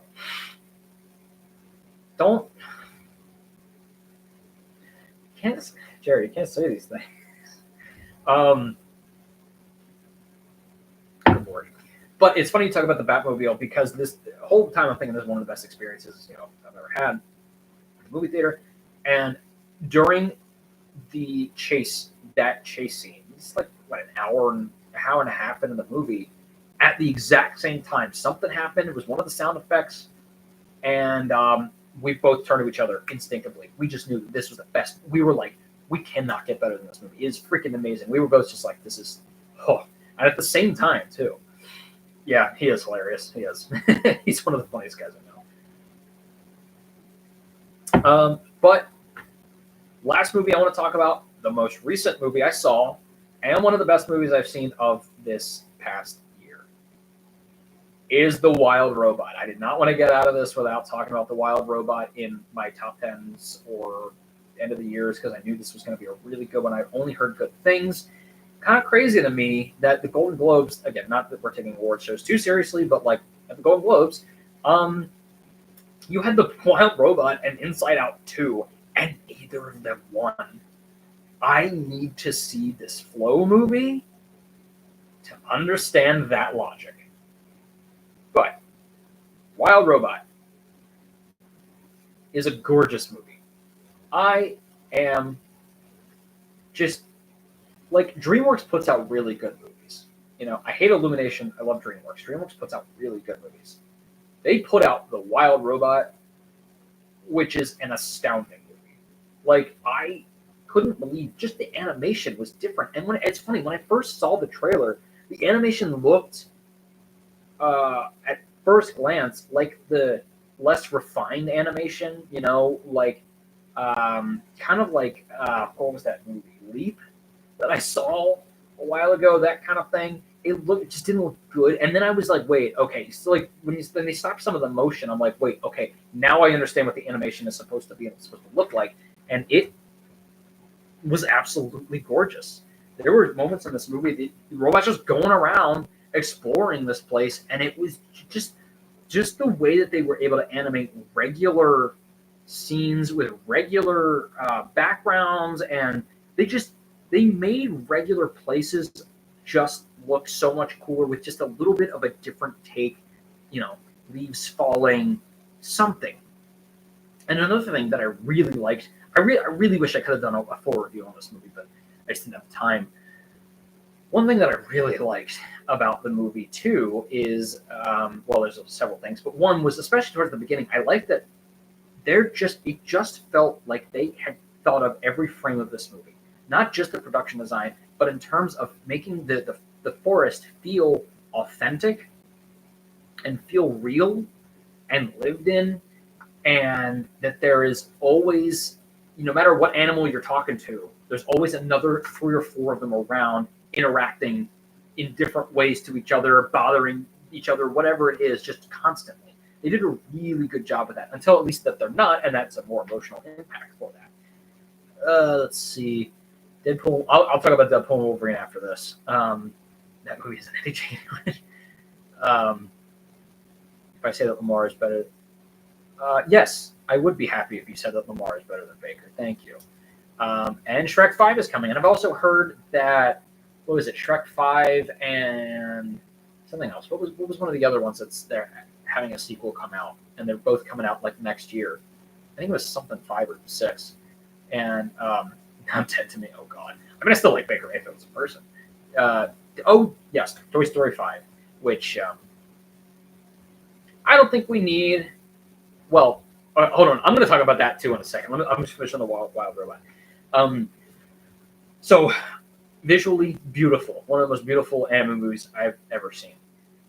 And story-wise, it actually was funny. I didn't really know what the story was going to be because from the trailer, I was just like, all right, this robot's going to bumble around and it's going to try to get off this island with the help of some animal friends. And then it actually turned into like a bunch of stuff I didn't expect, and it became so much more emotional.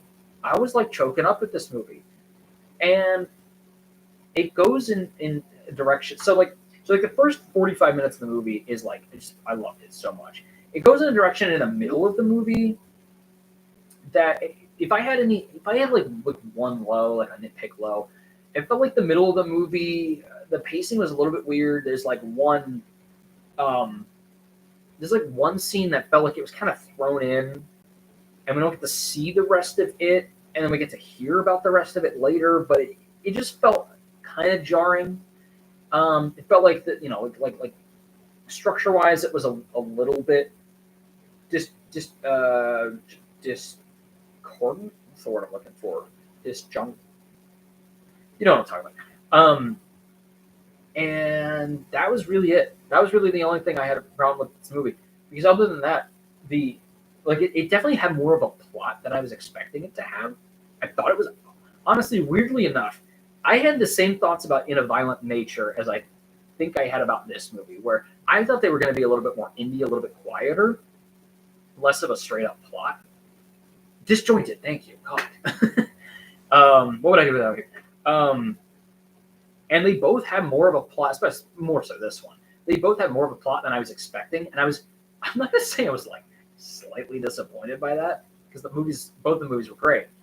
But I was actually almost expecting, to be like going around like the first 15 minutes of the movie. I love he's just or she's just going around bumbling, running into things, that fun animation where it's just like a bunch of like slapstick kind of stuff going on. And I liked that. I liked all the animation that they were doing with that. Then different things come up and then the plot starts, and so it's fine.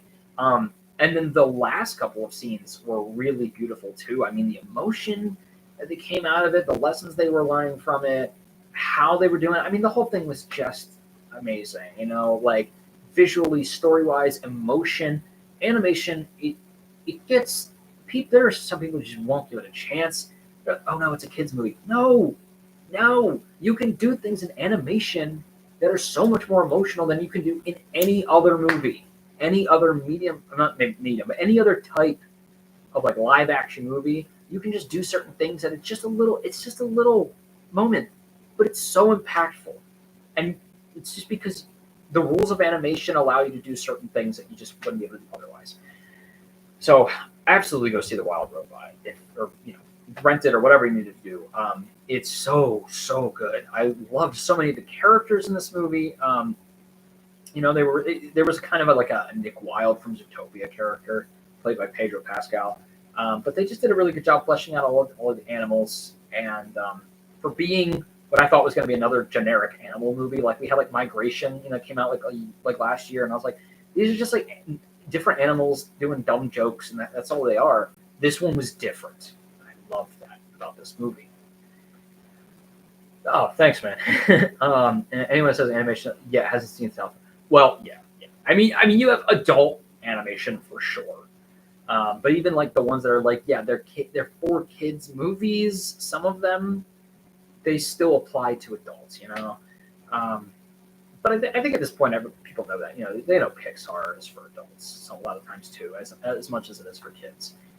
And then there's definitely, there's like you were saying, like animated movies and shows that are only for adults. Like, what is it called, Watership Down or something? I never want to watch that movie. I don't even want to rewatch Fox and the Hound. That movie scarred me. Some movies can touch, no, seriously, Pixar, they have a formula and they're good at it. Recent Pixar and Disney movies, I think have been like some hit or miss, but still, they're freaking good at it. They don't just do dumb jokes and then it's good. And obviously, those movies have a purpose. Kids love the crap out of those movies, and that's all you need for that. Sometimes I'm looking for something a little bit deeper. Most of the time, But so Wild Robot is absolutely amazing. Probably was more. We're gonna see if it might end up on the top 10. We'll see. Oh, dude, Inside Out 2 hit. I mean, it hit. I was not expecting to, and it did such a good job. Not only just because I was like, can it live up to the first, but also like talking about certain things. It's very, very hard. Yeah, no, yeah, that's the exact line. That and when the thing came up and it was like, I'll never be good enough. It's very, very hard to talk about these things and not have it come off as like too simplistic, or like you get it wrong. It's very hard to talk about it, and it actually has an impact. But this movie made a lot of people feel seen. I think that was amazing. I mean, kudos to them. They did such a good job with it because I don't know. They were just able to have it, obviously figurative ideas and everything, kind of personifying it in these different very three, and they can pull that off. They are going to have probably one of the best trilogies of all time, for sure. Yeah, Toy Story 2 objectively is, out of all the Pixar sequels, for sure. It's funny. Toy Story is one of those where I can't actually definitively tell you which one is my favorite. It's kind of like Stranger Things. I can't really, or even Only Murders in the Building, both of those, like each of the seasons. I can't definitively tell you which one's my favorite, especially for like Toy Story, because they all have something that I like, and they all have something that I think is kind of a drawback. I can tell you it's not Toy Story 4. I know for sure.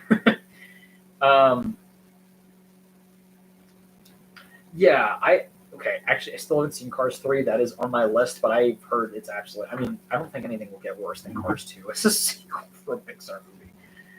But Cars 3, people were like, it's the Logan of Cars movies. And I'm like, all right, hold on, chill out. Like, but I know it was like, it had some pretty cool, like, emotional and deep moments to it, I think.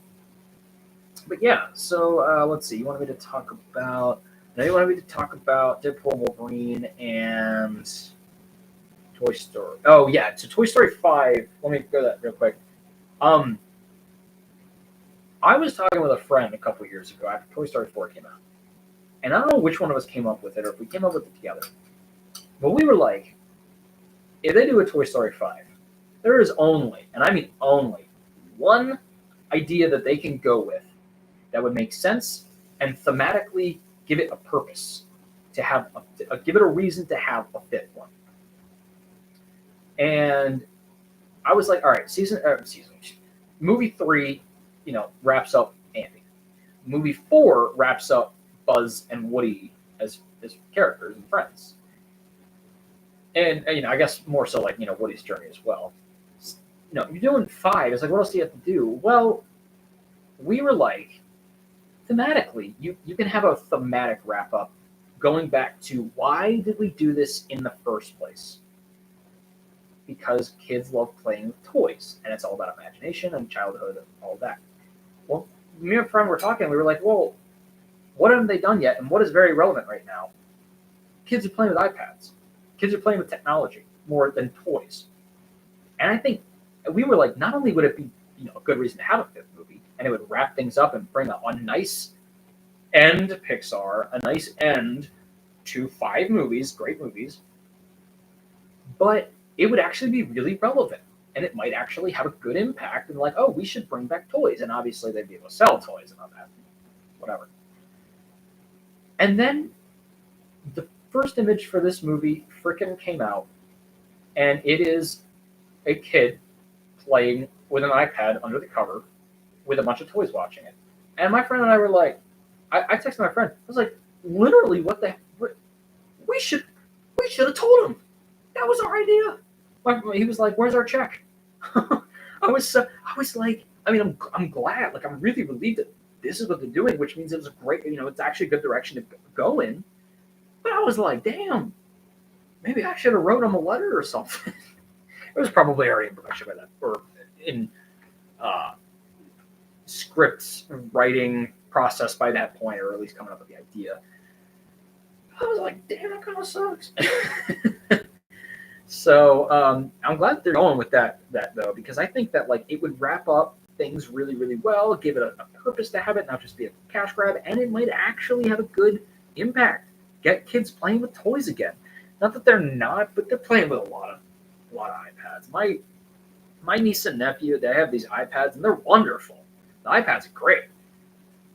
I don't know what the hell they're doing. They're like watching these. My niece had this like one where she was like watching some guy at Halloween do like fixing things in his garage, but it was like a kid show. I was very confused. I was like, this doesn't look like Light Bright, I feel like the problem is that Pixar is holding too tightly and is afraid of finalizing. Yeah, well, yeah. Because everything else that Pixar and Disney, they're very different. I know that they're tight to what they've got. I know this has been in the works for a while anyway, but I think if they just keep doing original stuff, people, I don't know. Actually, I can't really say that. I'll always go with a freaking Pixar movie. But there's a lot of people who, not to get into this, a lot of people are on the Pixar and Disney are getting too woke train, which I think is mostly pretty stupid. But I think if they just, go back to, don't do really outlandish, just do stuff that, people are probably going to gravitate towards, but kind of still original ideas, Yeah, and they're doing Incredibles 3, and I thought Incredibles 2 was great. I did not like it as much as the original Incredibles, but I thought it was great. And I am very excited for Zootopia 2, and that one, okay, yeah, there's a transgender animal in Zootopia 2, which people are gonna freak out. They're gonna be like, oh my god, the furries are after us now. They're transgender, but I think that actually will probably work great in Zootopia. Like I think that that's a really great world for that to be brought in. It will be funny if people start bringing up like, oh god, it's the furries, but yeah, Incredibles 2 was really great. I really like. I think the Screenslaver is kind of an underrated villain. Just that name alone was so cool, and I like the whole look of the Screenslaver. That was really cool. Um, so yeah, and then you wanted me to talk about Deadpool Wolverine, and again, I'll let you know that I have a full review on the channel, um, from a couple months ago about the Deadpool Wolverine. But I will give my thoughts here as well, just briefly. Why that's such a random why. First of all, Rachel Zegler is cute in anything. Well, all right. Well, there's Snow White. She's got the Lord Farquaad hair, but she can pull off. But I don't know what you're talking about. No, sorry. But Deadpool and Wolverine is a blast. That is a blast of a movie. That was my most anticipated of the year, and that was the one where over the summer, like kind of like Barbenheimer, I was like, I'm gonna go. I'm gonna get something to eat beforehand. I'm super stoked to watch it. It's gonna be a big event, and man, it was. It was fun as hell. I was laughing my ass off. It was hilarious. I was cheering. Halfway through the movie, I realized this is not a movie that's gonna really stick. It's also not a movie that really needs to. That being said, I did feel like could have done some other stuff. Felt like it was kind of quite literally wandering through the wasteland. It was 2024. Yeah. Yeah, I know. 2024 was like 4 years. But yeah, Deadpool Wolverine, I really liked for all of that fun stuff. I was ready. Marvel's been in this kind of back and forth where they'll do like just the cameos, grabbing, types of movies, and then they'll try it round one and people don't really go to it. I was ready for another cameo one, just a fun one. Deadpool's the one to do it with. If you're gonna do something that's gonna jab at the multiverse, not take it seriously, have a movie where you can do whatever, and then you can just throw it out the window, and be like that, it's not canon or whatever. It's gonna be Deadpool, obviously. And I was like, how are they gonna pull off doing in the MCU where everything's connected? How are they gonna pull off doing fourth wall breaks? And I couldn't believe how well they did it. It was just, and even like the Logan thing and like disrupting like the end of Logan. It's like I think they did that really well, so that doesn't take away the impact. I just thought it was good. I did a really good job with all that, and then obviously it's like all these 2000s cameos, and it's like the wrap up to that era, which I don't think anybody was expecting. I think that was a really cool way to go with it. I think that was like all right, maybe it didn't have a lot of substance in other ways for the MCU and things like that, but I don't think it was really a movie for that, and I think that they went a cool way where people could appreciate it in another way. That it's like for people who grew up with those, I didn't really watch a ton of them, but I could still appreciate it was this wrapping up goodbye to that era, which was really, really cool. Yes, the bye. To be honest, I think it's still my least favorite of the intros, but they're all fantastic. But I really like the James Bond one. I think that was hilarious. And then I'll never get over the Angel of the Morning. It's actually a really good song. I actually listened to it for the first time because of the movie this year. I listened to it the first time just as its own song, and it's good. Let's see. Deadpool and Wolverine did such a great job introducing Deadpool to the MCU. Yeah, it did. It did. Talking about no, and they had the emotion too, and Hugh Jackman could have phoned in, and he didn't. He didn't. He did a great job. Being Wolverine one last time. Not till he's 90, right? Let's see. Logan is a great movie too. Oh yeah, yes, there is a black and white version of Logan. I don't know actually. I think. Let's see. Did I have the? No, I don't think I did. Yo, yes, it does. It includes the noir version. Yes. I still have to. Next time I watch Logan, I'm going to watch the black and white version. I don't think I've ever done that. Yeah, it's definitely awesome intros. Also an X2. Wait, what was an X2? The bye. I know. No, listen. I'm on to you now. I'm. Yeah. All right, real quick. Before we talk any more about Deadpool, Wolverine, and all that. Channel updates. Logan in black and white. What's the meaning? Oh, because I mean, because it was like kind of like a western, you know, and I think they were just trying to make it feel a lot because that movie was really. I think that movie was, you know, because it was very dark and like this slow burn western. Um, I think they wanted to put it in black and white, have like a black and white version to kind of give it that a little bit more of that like darkness to it, you know, that a little bit more of that like quietness, which I'm very excited to see that. God, I've seen the movie 2 or 3 times. It's amazing. All right, so real quick, channel updates. I don't really have a lot for this one, to be honest. This year, had a couple new things happen. Obviously, I've already talked about this, but I discovered shorts, not like pants, but you know, YouTube shorts. And thank God they're going up to 3 minutes. It was really hard to try to squeeze it in 1 minute. It made for some good videos, but it was really hard to try to squeeze it in 1 minute. At least this, I don't have to put it up to 3 minutes, but like I have some room. And I was doing 2 types of shorts. You know, I was doing clips, 1 minute clips of full reviews I'd already done. And then I was doing for ones that I just couldn't do full reviews on. I'll just do a minute, you know, talking about just that. And I'm going to continue with that because that's been very helpful. Adds a little bit of time, but like I can talk about way more movies.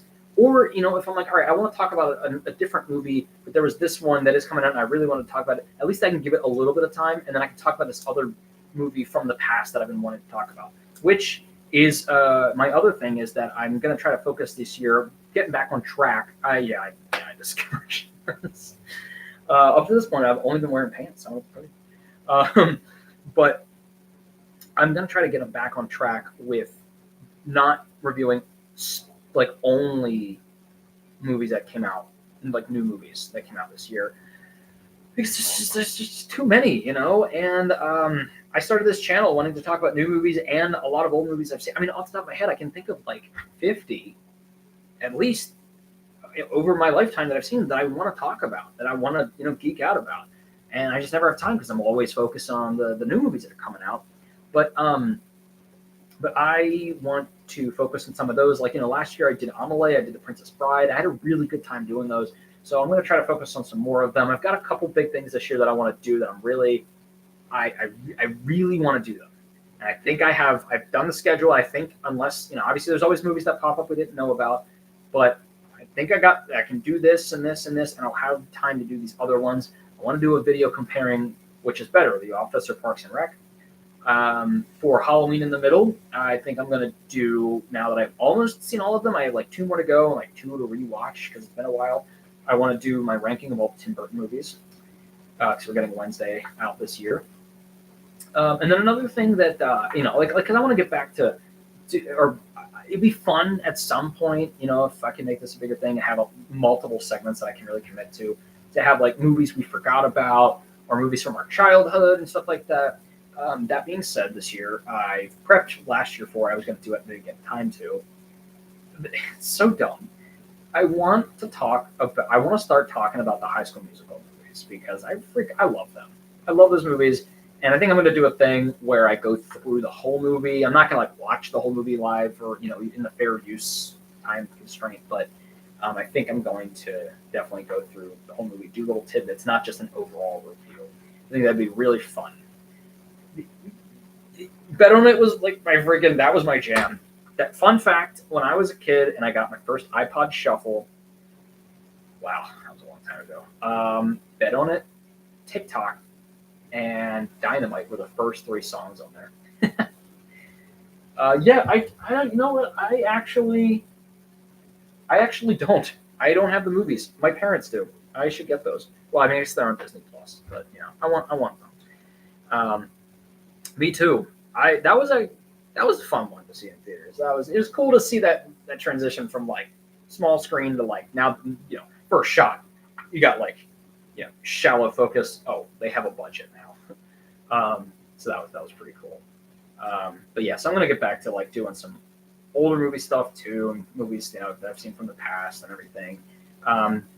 it's been really hard. I've been trying to like commit heavily to like certain segments, but there's been some that I've been neglecting. I haven't done a music in the middle in a while.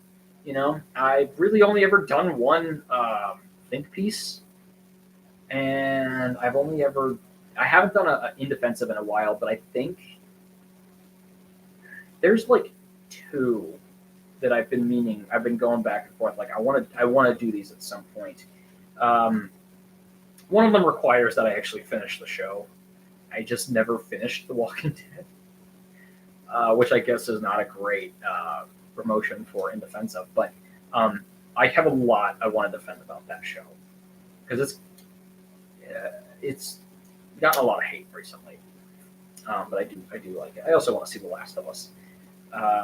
So yeah. And I guess another big thing that happened this year, obviously, besides doing more YouTube Shorts and doing that, was I moved. So there's a new background.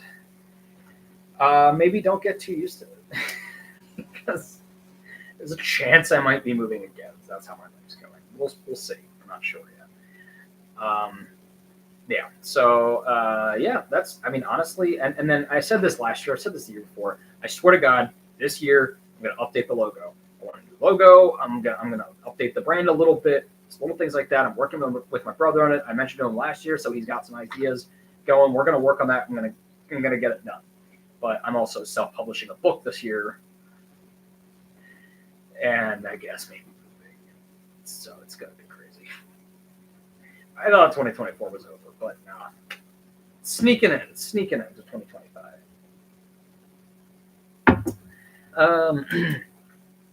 Let's see. Quick question. What is your favorite 90s Nicktoons? I'm going to be honest with you. All right.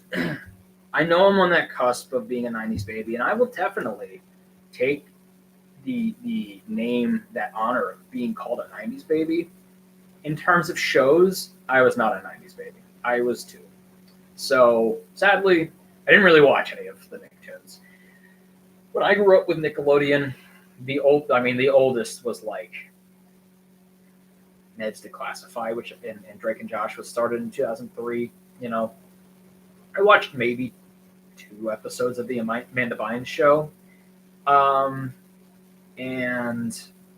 yeah, SpongeBob, old SpongeBob, like that. Those were the oldest ones of Nick that I saw. And like Disney, the oldest ones. I was on the cusp of like That's So Raven. I watched some of that, and oh god, what was the other one?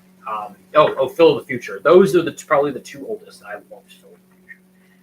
So I was very like in terms of shows, comprehending shows. It was early 2000s. Let's see. Oh, did you ever watch the High School Musical? Like when they would show it on Disney, and then they would do like it was like the sing along and then like the dance alongs in between. They would show you how to like do all the moves and everything. I took that very seriously.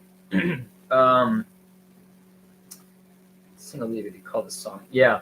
I think we have the sing along version of the second one, if I'm not mistaken. And thank you. Yeah, I'm starting the self-publishing journey. I just started prepping for it. I was waiting for the end of this past year to see if I got any other bites on my letters, but nope. So we're going forward with self-publishing. It's gonna be tough, but it's gonna be good. It's tough, but it's good. It's gonna be a hard process, but I'm very excited for it. And so I'm gonna try to. Obviously, I'm gonna try to do all my reviews, but I want to try to commit some time to that too. I'm kind of excited. I made my schedule as it is right now, and it seems like I have a little bit of breathing room. With all the movies that are coming out this year, it's not like super packed. It's good. SpongeBob lost to Avatar in 2008. Then one. Yeah, I can't even blame. I watched Avatar way too late, and I have seen it every year since. I love that show to death. And I actually put out, I think last year, because of the live action that came out, I put out reviews on the live action, or I did a talk with my brother with the live action one, but then I put out a whole video about the original Avatar cartoon. So you should go check that out. And have I seen Jump In? Yes. Yes, I have seen Jump In. Somebody had a meme once that said, "Was Jump In real, or was that just some strange dream I had?" And I related to that a lot. um, Jump In was good. I remember that and High School Musical, the original, very well because that was like peak childhood summer stuff. That through 2011, which is like the peak. We would like, I don't know, it was summer. We would like sleep downstairs. We would watch these old Disney Channel, or I guess new at the time, Disney Channel movies. God, what a time! I loved being a child, man. Sometimes, being a child sucks sometimes. Yes, I like Sweet Life of Zack and Cody. I have found that, weirdly enough, the Nickelodeon shows and the Disney shows, like Nickelodeon, I loved as a kid, and I can grow up and love it as an adult and be like they've held up. Even the kind of dumber ones have held up. Disney Channel is like I love rewatching them for the nostalgia. They don't hold up humor wise as well. Sweet Life's one of them because there are some that are. I mean, the high humor, the highs of like the jokes in Sweet Life are amazing, and 98% of them are Marion Mosby, and the other 2% are Esteban, Julio, Ricardo de la Rosa Ramirez, or Esteban, Julio, Ricardo, Montoya de la Rosa Ramirez. The lower, like London, no, I'm sorry, I don't think that dumb humor is funny unless it's done in a very specific way. Obviously, I'm critiquing the kids show here, so um, yeah, I liked all of the crossover episodes that they did.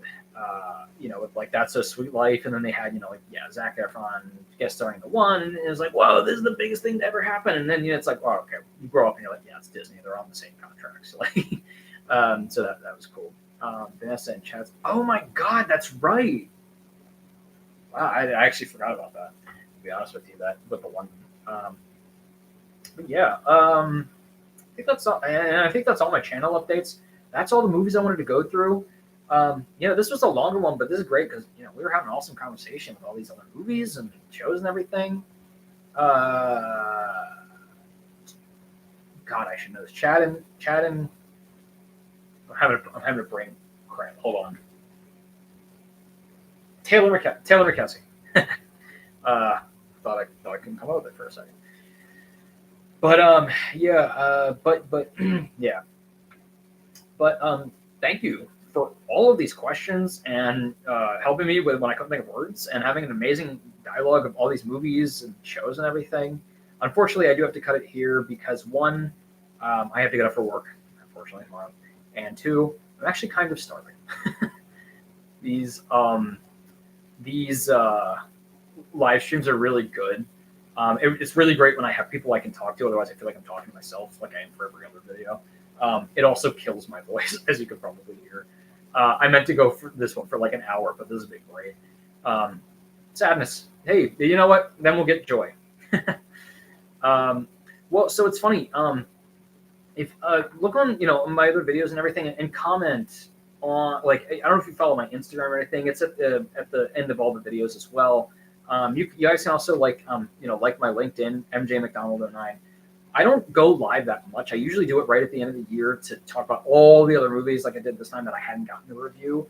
And so, with doing a lot more shorts and everything this coming year, I'll probably won't have as many, but, we'll see. But, I can go live again, it seems like when I do it, there's not too many people who like have a lot of questions or anything. So I just, do it for these purposes. But if, people have questions and they, want me to answer them live, absolutely I will. Yeah. Oh yeah. I see all the messages on the socials and I like them. I don't really get a whole lot of messages per se. I get like responses to stories sometimes, but I don't get too many, just like likes and things like that. But a lot of mostly just a lot of views. It's just to get information out there for a lot of people to see. Mostly just like, hey, a new video just dropped, and things like that. Although one thing that I do that's always really fun is if you're interested in these, I do polls, or I'll do polls too, but I'll do brackets on Instagram every so often where I'll do a bracket of like, best Nickelodeon shows or Disney shows. I just did one of those, and best, like Christmas movies and stuff like that. I'll do those every so often when I'm feeling up to it. Those are pretty fun. it's interesting to see what people pick as the number one. But yeah, no, absolutely, yeah. So definitely comment, on my the videos on Instagram, wherever it is. And, if there's specific movies you want to comment on your interview. Yeah, I think it did, because I definitely had a lot of comments on that one. Let me see. Let's see. I'm just gonna take a look real quick. So now I'm curious. Videos. All right, we gotta go all the way back. Because this was 2023. I think that was when I did the Indiana Jones ones. That's the Indiana. Let's see.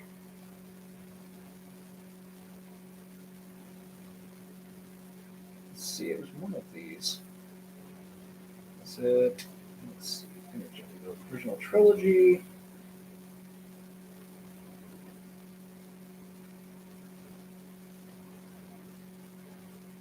That one. Oh, here we go. Defense. It was that one. Oh my God, there's 159 comments. I completely forgot there were that many comments. But I'm assuming you're in here somewhere.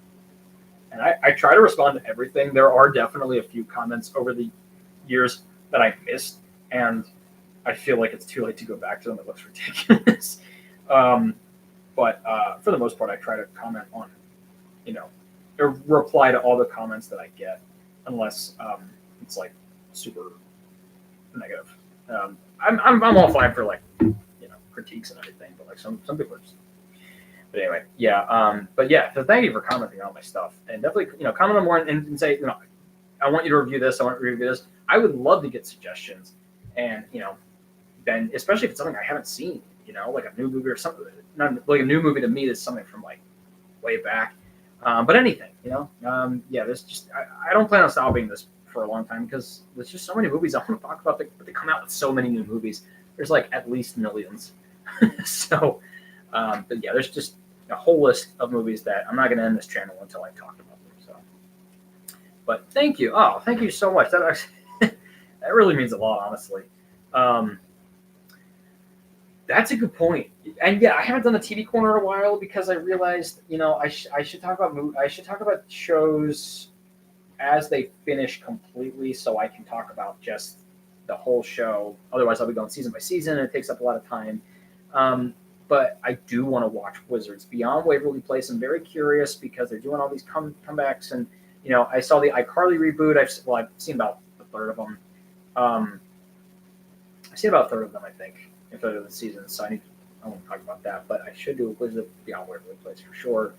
I have not seen High School Musical, the musical, but I want to because then I want to do High School Musical, the series, the review, because I think that would be hilarious.